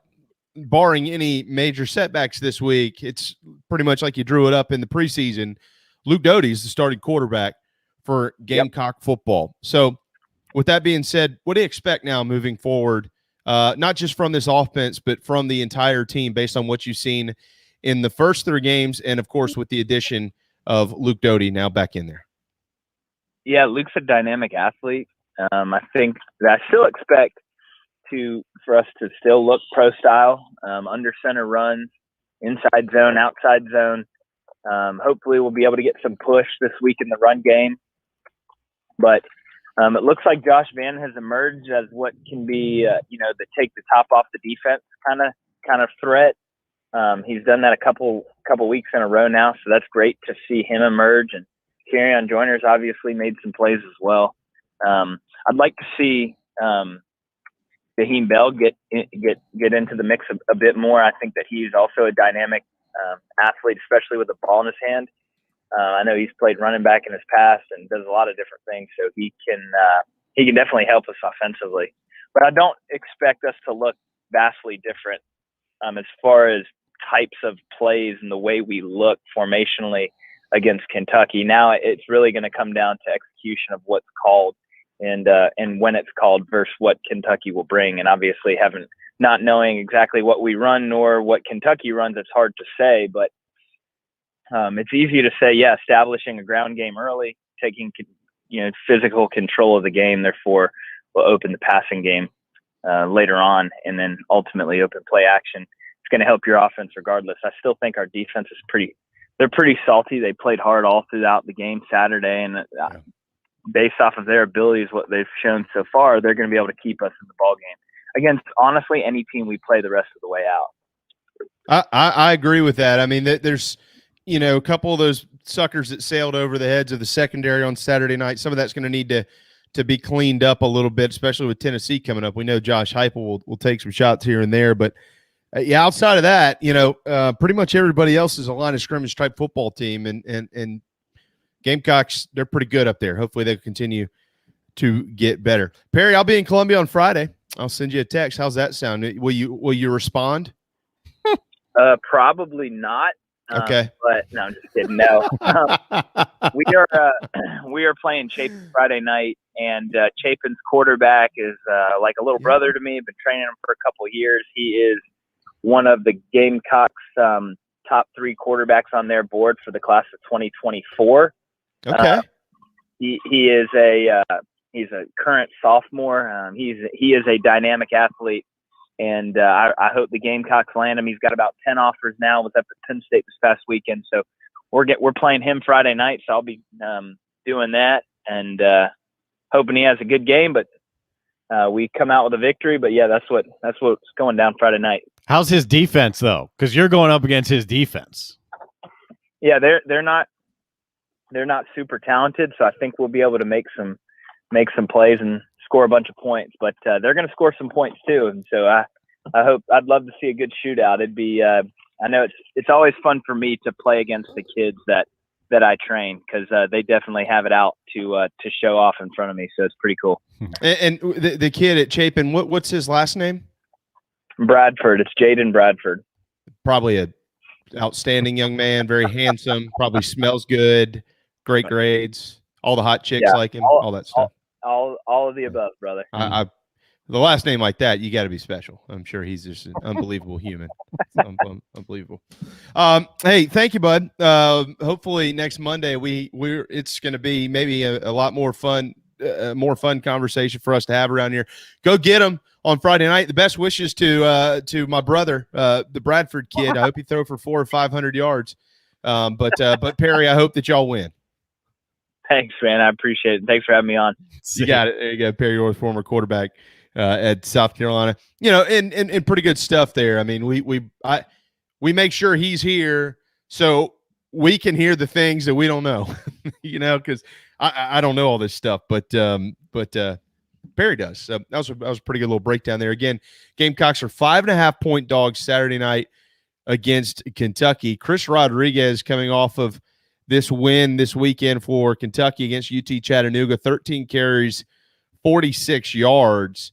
However, the first two games of the season against Monroe and Missouri notably here, he had a combined 331 yards in those first two games on 46 carries. Anybody think they might know what the game plan would be for Kentucky? Pretty similar to the past. A lot of that was the second game too, because they kind of pulled back on Levis in game two. I think he only had 11, 12 completions in game two, and Rodriguez went for 2-something in that game. 206. Yeah. 206. Oh yeah, there's no doubt. They're gonna try to establish the run with him, but they have a kid who's capable in Will Levis, the transfer from Penn State, who, if he has to get in there and toss it around, it's a little bit different from years past. This is going to be a dangerous football game for South Carolina. Again, 5.5-point dogs for the kickoff on Saturday night, Williams-Brice Stadium. Elsewhere in the SEC, if anybody saw that Florida-Alabama game, surely it was over in the first quarter, right? Not so fast.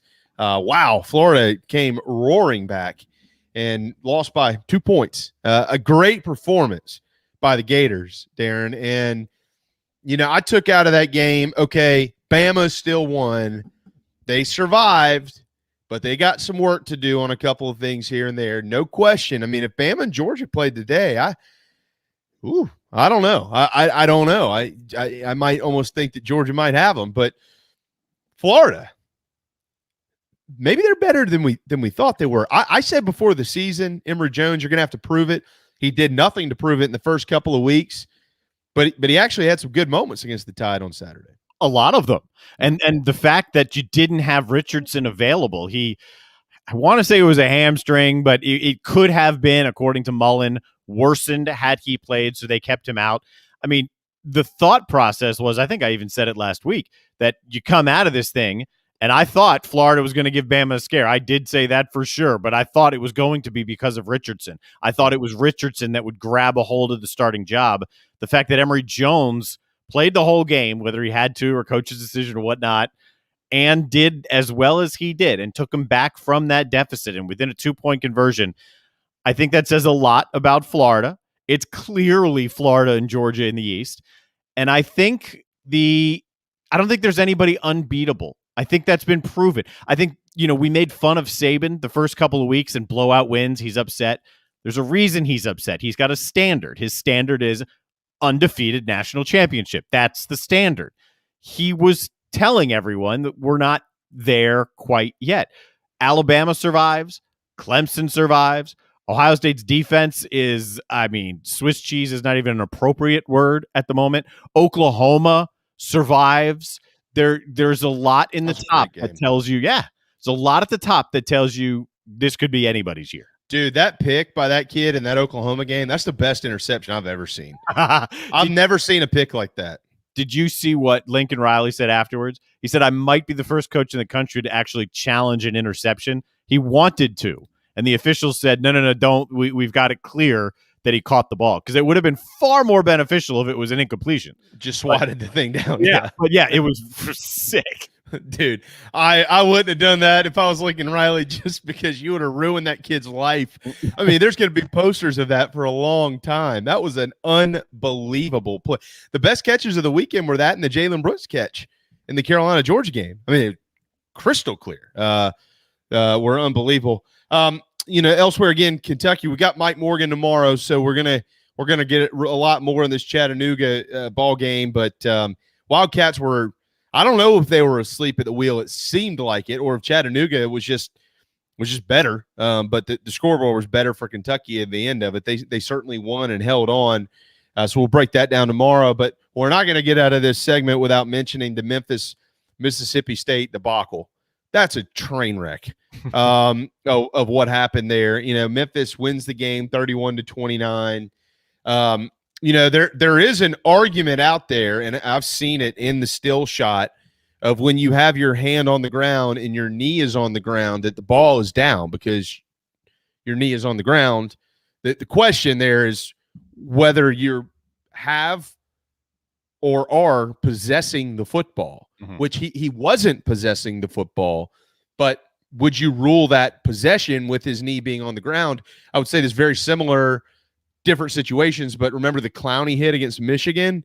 When the ball popped out, the only reason he couldn't get up and run is because he put his hand on it on the ground and he had a knee down, so they called him down. So that happened. The back judge blows the whistle and waves it off and then stops when the kid picks it up and starts running. And then the whole 2 number 4s on the field at the same time. So the whole thing was a complete clown show by the officiating crew. They should literally all be suspended for allowing that to happen, every one of them. And Mississippi State should not have lost the football game because of that call. It was a total. It's an unfortunate loss, but now Mississippi State has a loss to Memphis and almost had a loss to Louisiana Tech. It's a very bad loss, even though you can make absolutely it shouldn't have happened. It's a very bad loss, and it's a very bad look for Mississippi State. Yeah, and they also have a 2-touchdown victory over NC State. I mean, it's been a strange start to the year for Mississippi State anyways, which is not unusual for a Mike Leach coach team, certainly. But I give Memphis credit. I don't want to take any credit away from them. We talked about this on Friday. It's a game that they could win, and they did. But that whole, officiating across the country has got to be better, and nobody's accountable for it. And everybody had to punt on 3rd down. They took a down away from Penn State in the Auburn. That's right. That's right. It's all, Darren, when we say things unfair statements it's just terrible everywhere. It's literally getting to that point where it is bad. And I get it. There's good officials out there, and every play call isn't bad. And I get it. They're going to miss some here and there and things like that. But this crap can't happen. You have replay for a reason. We've been watching replays for the Mississippi State debacle for 48 hours of that play. How was that not caught? I thought every play was replayed, right? Every play was replayed. Nobody caught it? I mean, it's bad. That's bad. That other play, the targeting call against the Auburn kid in the Penn State game, there's nothing else he could do. What are you supposed to do there to tackle that guy? It's not targeting. There was a couple plays in the Carolina game. I'm not even going to get into those. There was a couple plays in other games in the weekend that we don't have time to get into. And I was like, how do we have replay and we can't figure out how to correct this stuff? But we can watch a replay of it for the rest of our lives, but they can't figure that out. I've always had the idea about officiating. I don't get overly worked up about it. I never have the overwhelming passion that you have here. It's bad everywhere. Calls are missed. I mean, they are. By and large, and this is overwhelmingly true, officials are not costing teams games almost ever. And are there calls that are missed? Yeah, calls are missed. Replays are missed. Most of the calls in every game you watch are correct. Almost all of them. There are a few that stand out that are bad because they were bad. They missed the call, and that's what stands out. It's the same in any profession. You do something right, cool, you're supposed to do something right. Make one little slip up and the world's going to come crashing down because your boss is going to be all over you. Officiating, to me, yeah, they can clean stuff up. Replays got to be better. But it's never something even, again, I would have had every reason to come on the show today and holler, even though Penn State won the game. That's just, I'm not wired that way. I never have been, and I'm not going to be, because at the end of the day, The players win and lose, not the officials. Yeah, well, don't tell that Mississippi State, because Mississippi State's players won the game. The officials cost them the football game because of that play, which is garbage. I mean, it's garbage. And where people have a problem, I know we got to get a break, and I'm totally with these people. Mm-hmm. If a player targets, they're out of a game. They're out of a game. There's 15 yards thrown on these players for doing this and doing that. And when they screw up, what happens when these officials screw up? Not a damn thing. And if something does happen, they're disciplined. If it's egregious enough, they will be disciplined. They need to announce that stuff, because nobody knows about it. They slip it under the rug. Nobody does it. And I've been saying this for years too.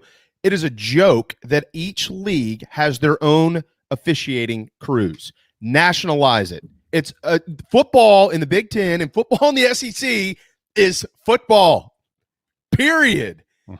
Everybody should be under the same umbrella. Yep. Why do the officials need to be trained differently in some other league than they're trained down here? And they'll say, well, they're not trained differently. Oh, bull crap. That's a bunch of BS. We all know it is. We have points of emphasis in the SEC and in the Big Ten. It's the same rule book with points of emphasis. Oh, but when they play in the national championship game, you get a crew from the Pac-12.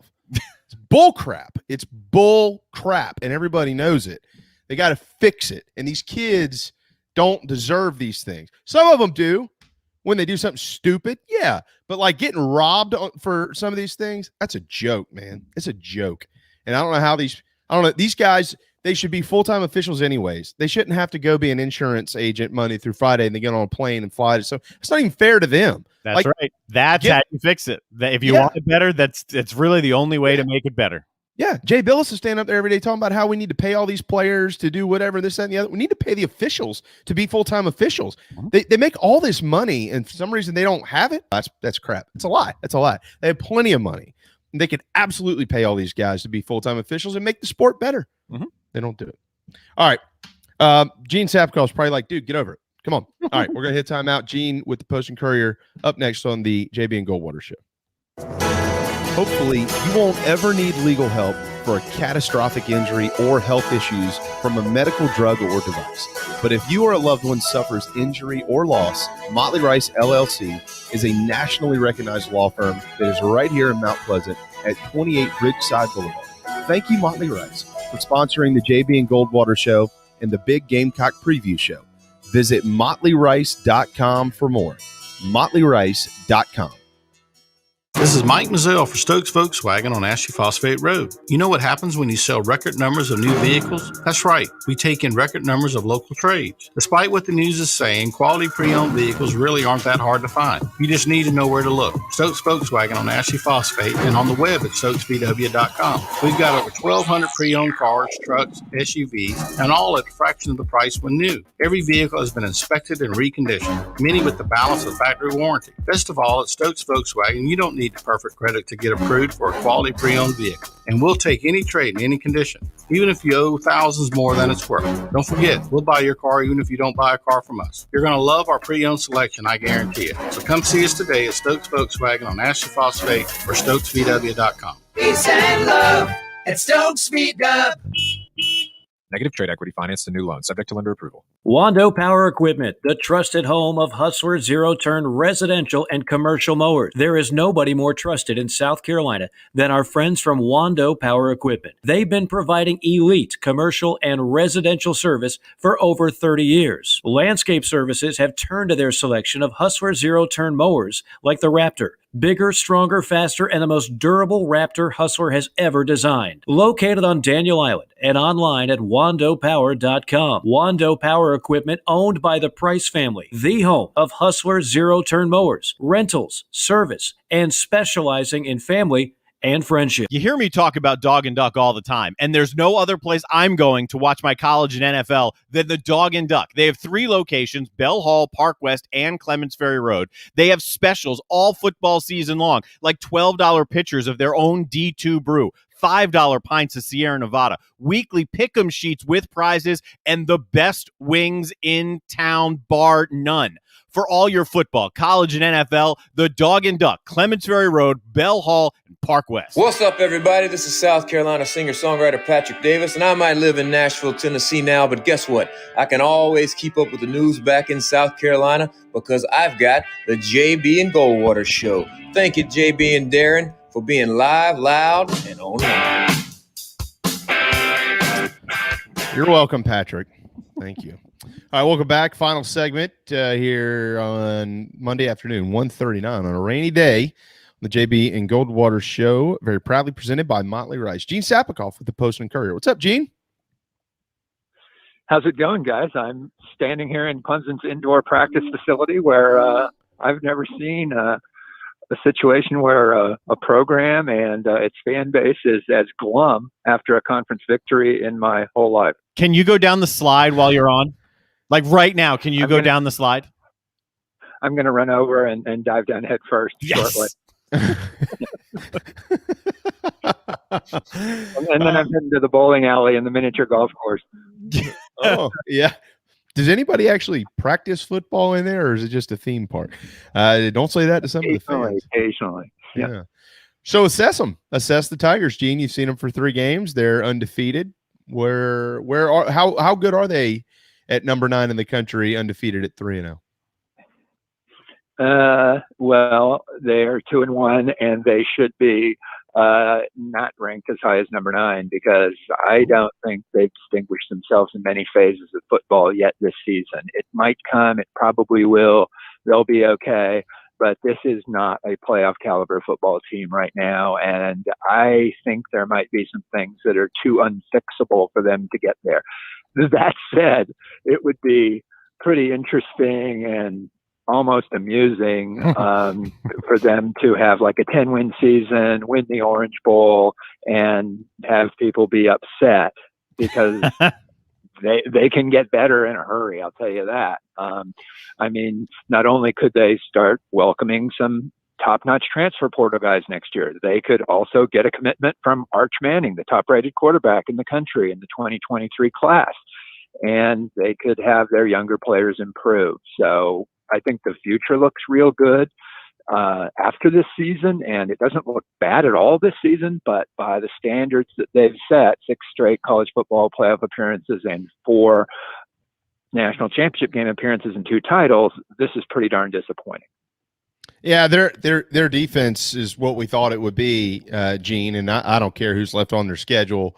If you can't score against them, you're not going to beat them, even if their offense is mediocre at best, which to this point it's been very pedestrian. That's for sure.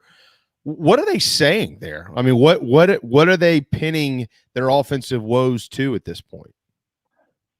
On the one hand, I think Dabo Swinney's kind of changing his tune. He was talking up position groups and DJ Uiagalelei, the wide receivers, the tackles on the offensive line, Will Shipley at running back, and he thought the receiver group was going to be elite. Now, after the game, he's saying this is a work in progress, which is certainly what it looks like.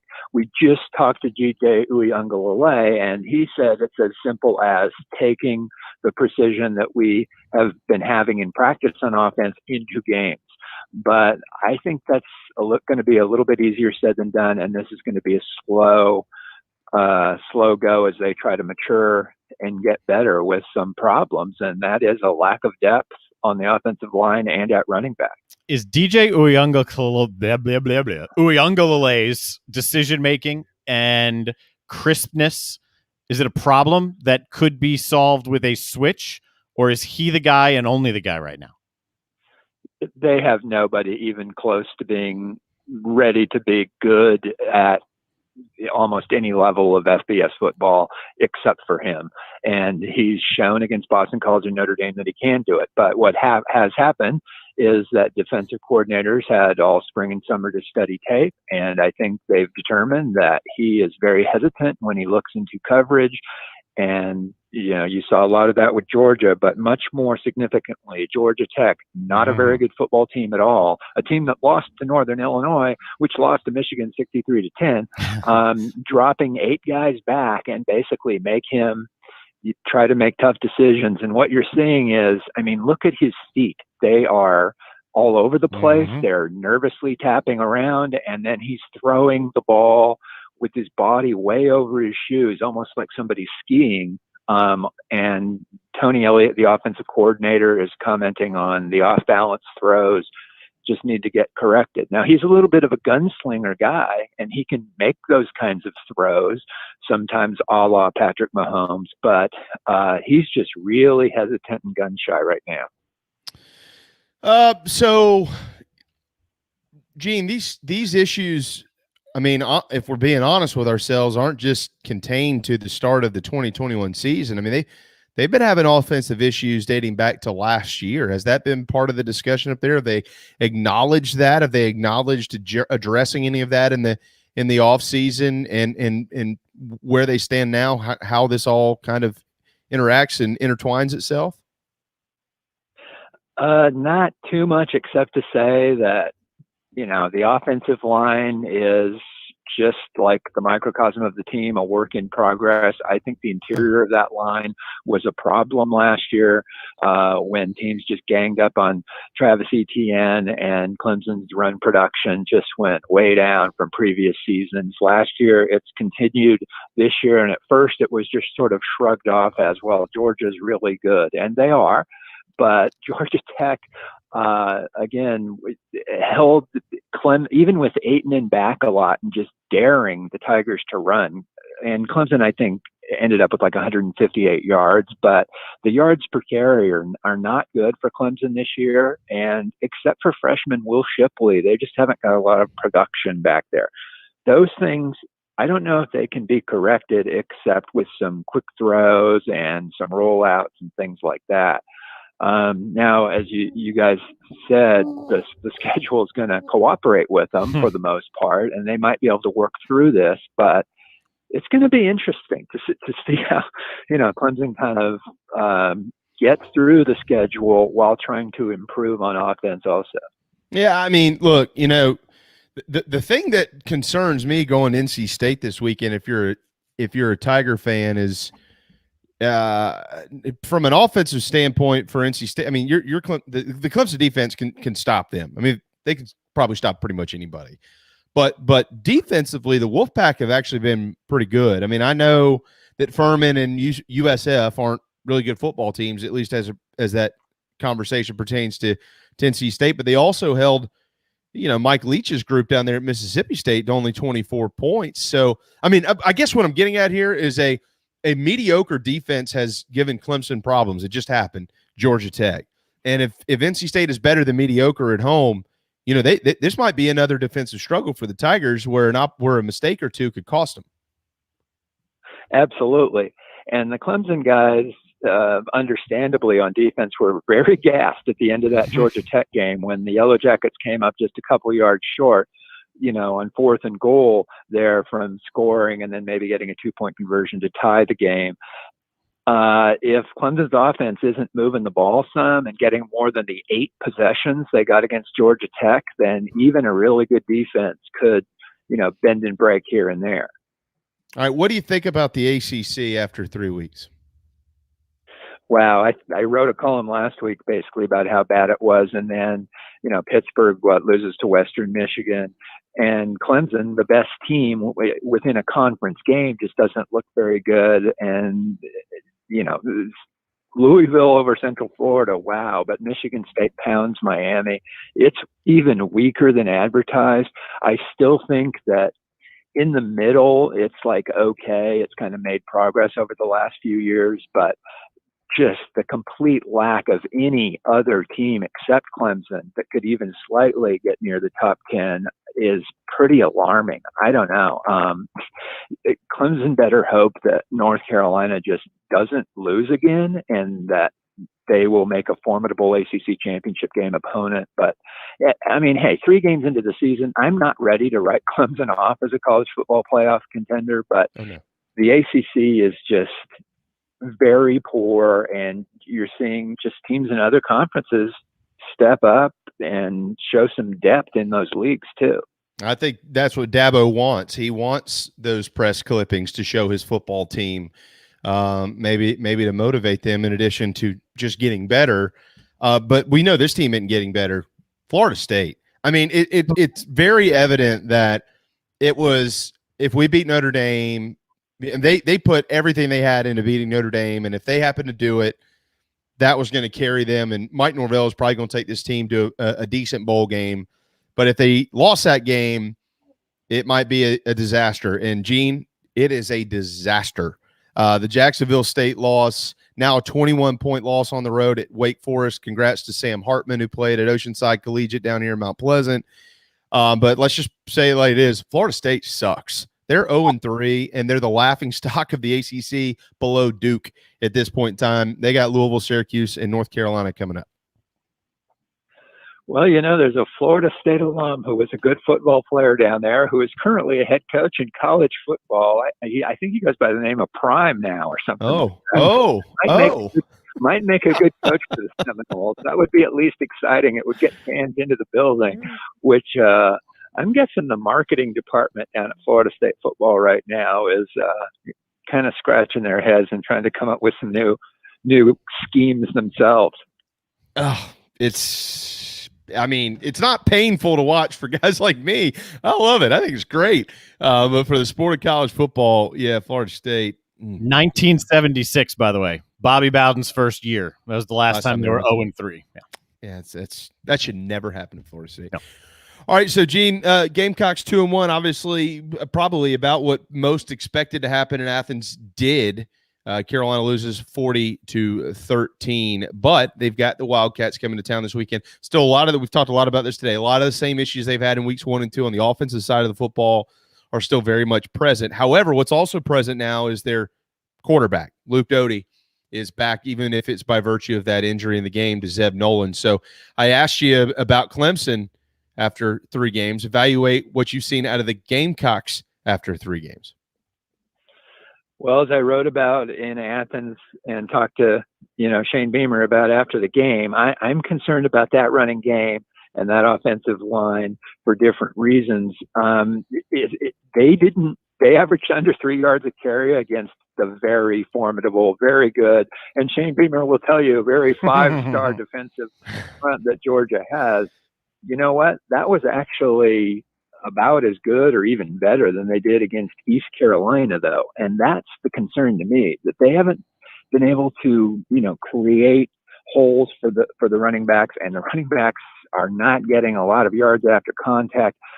I think if they're not going to run the ball well, or at least somewhat average relative to SEC competition, it's just going to be a ridiculous bombardment of blitzers and guys coming in to Luke Doty and Zeb Nolan and whoever else plays back there at quarterback. They need some help, and maybe schematically make use of what was projected as a good tight end room. And we just haven't seen a lot of throws made to those guys. And geez, it seems like we've been saying this for 5 years. Why don't they get the Carry-On Joiner more involved? I mean, he made a really nice 3rd down catch the other night.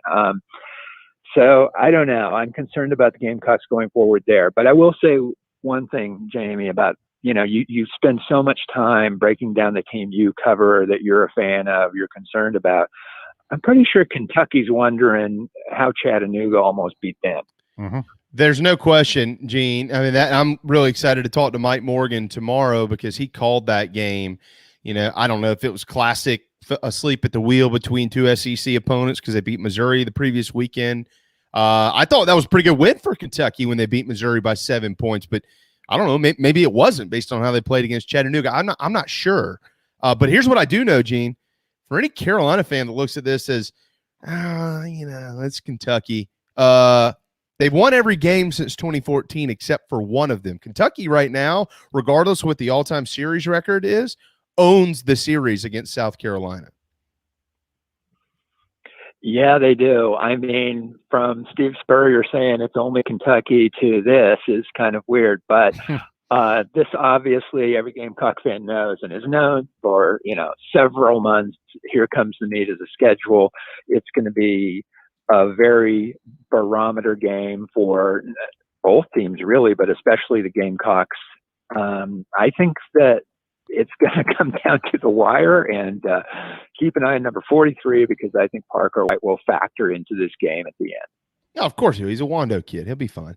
So Gene, the next 4 games, Kentucky, Troy, Tennessee, Vanderbilt. How do you view that stretch for Shane Beamer and this Gamecock football program as it pertains to the bigger picture, which is the rest of the season?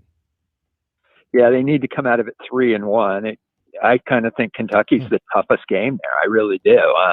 And so even if they lose there, I don't think there's, relative to what the expectations are for this Gamecock team within 2021, any reason to panic unless there's some, we sure hope there's not a lot of injuries. That was just terrible with Sharai Green early in the game at Georgia.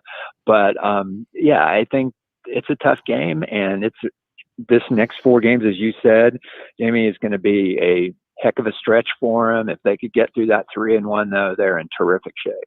All right, so let me ask you this as it pertains to the SEC, Gene. You look at the November slate for South Carolina, and I would say this exact time last week, I thought, that's fairly manageable. And after this weekend, Clemson, from a defensive standpoint, Carolina doesn't have a prayer offensively, but the Tigers have their issues. But Auburn and Florida, even both of them losing this weekend, one in the Swamp, the Gators by 2 to Alabama, Auburn to I think a great Penn State team, and State College by 8. What do you think after 3 weeks about the SEC and in particular now as it relates to the Gamecocks, how difficult the rest of their schedule is after watching some of these teams play? I mean, I think it got tougher. I thought Auburn, to play like that in a whiteout game and come close, and really there's a play or two there. And a lot of times you just look at the score and say, oh, a play away. But really there was a play or two away where they could have done terrifically in what pretty clearly is one of the toughest environments in all of college football at Penn State on a Saturday night in a whiteout game against, by the way, a pretty darn good Penn State team and coaching staff. I think that's it. Said something about Auburn. I thought that game was going to be a rout, and I thought Florida was going to get pounded even in the Swamp. So I think the Gamecock schedule got harder. The only 2 teams coming into the year I thought they had no chance against were Georgia and Clemson, and now I think maybe Florida and Auburn are a smidge better than we thought. Yeah, I think it's fascinating how it's changed. I actually think Carolina has a better chance at Texas A&M right now than I do at home, maybe against Florida. But Gene, I have a question to ask you. We have a fan question. Are you a Carolina hater? Well, let's see. Western Carolina. I've never liked Cullowhee. There's just not enough good Chinese restaurants there. So yeah, I'm a Carolina hater. Chinese. There's no restaurants in Cullowhee. I've been there many. It's beautiful. Yeah, I bet there's nothing there. You got to go to Silva. Been there too. Yeah. Hillsboro, Hillsburg, one of the two. But Gene, that's right. Oh my God. Look, it's beautiful. Darren's right. Just picturesque, especially during the fall when the leaves are changing. Yeah, just bring your own food. Yeah. Let me defend Gene. I've known Gene a long time. Gene doesn't hate any of the teams in this state. Never has. I would say that if he was here or not here. Gene, you can question when he writes all you want to. That's the point. But Gene is not a hater of it. Of course, Gene, you, according to a lot of people, you hate South Carolina. You hate Clemson. I mean, hate everybody. That's your job. Hate everybody. Terrible. Yeah. Terrible. Yeah, I'm a fan of just one team, the Harlem Globetrotters. That's it. There you go. Well, here's the good news. If TCU starts playing well down the stretch, you've got an insider over there, right? How's Jeffrey doing? Yeah, he's doing good. Yeah, TCU. I don't know. They're in the Big 12. They need some help in that Big 12 right now, getting Big 12 merger going or something. Hey, Big 12. The top of the Big 12 is they're making a statement. Kansas State, Oklahoma State, that win at Boise this weekend. The Red Raiders. Matter of fact, 6 teams in the Big 12 have not lost a game. How about that? Pretty cool. All right, Gene, what's on the agenda or on your desk this week to be written up in the Post and Courier? Well, okay, a couple things. Tomorrow, I am breaking down the ridiculous ineptitude that was Clemson not taking an intentional safety at the end of the Georgia Tech game. I will talk about how Don Shula once did that on Monday Night Football and how the Baltimore Ravens ended their Super Bowl victory over the 49ers in almost exactly the same situation that Clemson had at the end of the game against Georgia Tech. And the Ravens did it right, and I will show you on video, and Clemson did it wrong. Also, it's Chris Middleton Day at Porter Gowd on Tuesday, and I will be on hand to see what Chris has to say about his Olympic gold medal and NBA championship. Very cool. So cool. So cool. Hey, as always, man, it's such a pleasure to have you on. We really certainly appreciate it, and we'll talk to you next week. Thanks a lot, guys. Yeah, absolutely. There you go, Gene Sapakoff, the Post and the Courier. ShareHealthcare.com. More options, user-friendly, more affordable. If you need healthcare, Share Healthcare. It's National Fried Rice Day. It is National Pepperoni Pizza Day. Yeah. And it is National String Cheese Day. Dude, you can eat all of them together. I don't know how fried rice fits in, but put it on the side somewhere. It's also National Punch Day. Have something to wash it down with. Spike it if you want to. Mike Tyson Day. Yeah, exactly. More than all that, it's National Care for Kids Day, and that's what matters in this world. All right, we're out of here. Thanks to Gene and Perry and Wes and Darren and Spencer and all you guys and gals. We really appreciate that. We'll be back tomorrow at noon. Mike Morgan tomorrow, Keith Alsep tomorrow as well. The Locked on the Gamecocks podcast 3 to 6 at the Loose Cockaboose outside of Williams-Brice Stadium this Saturday. See you then.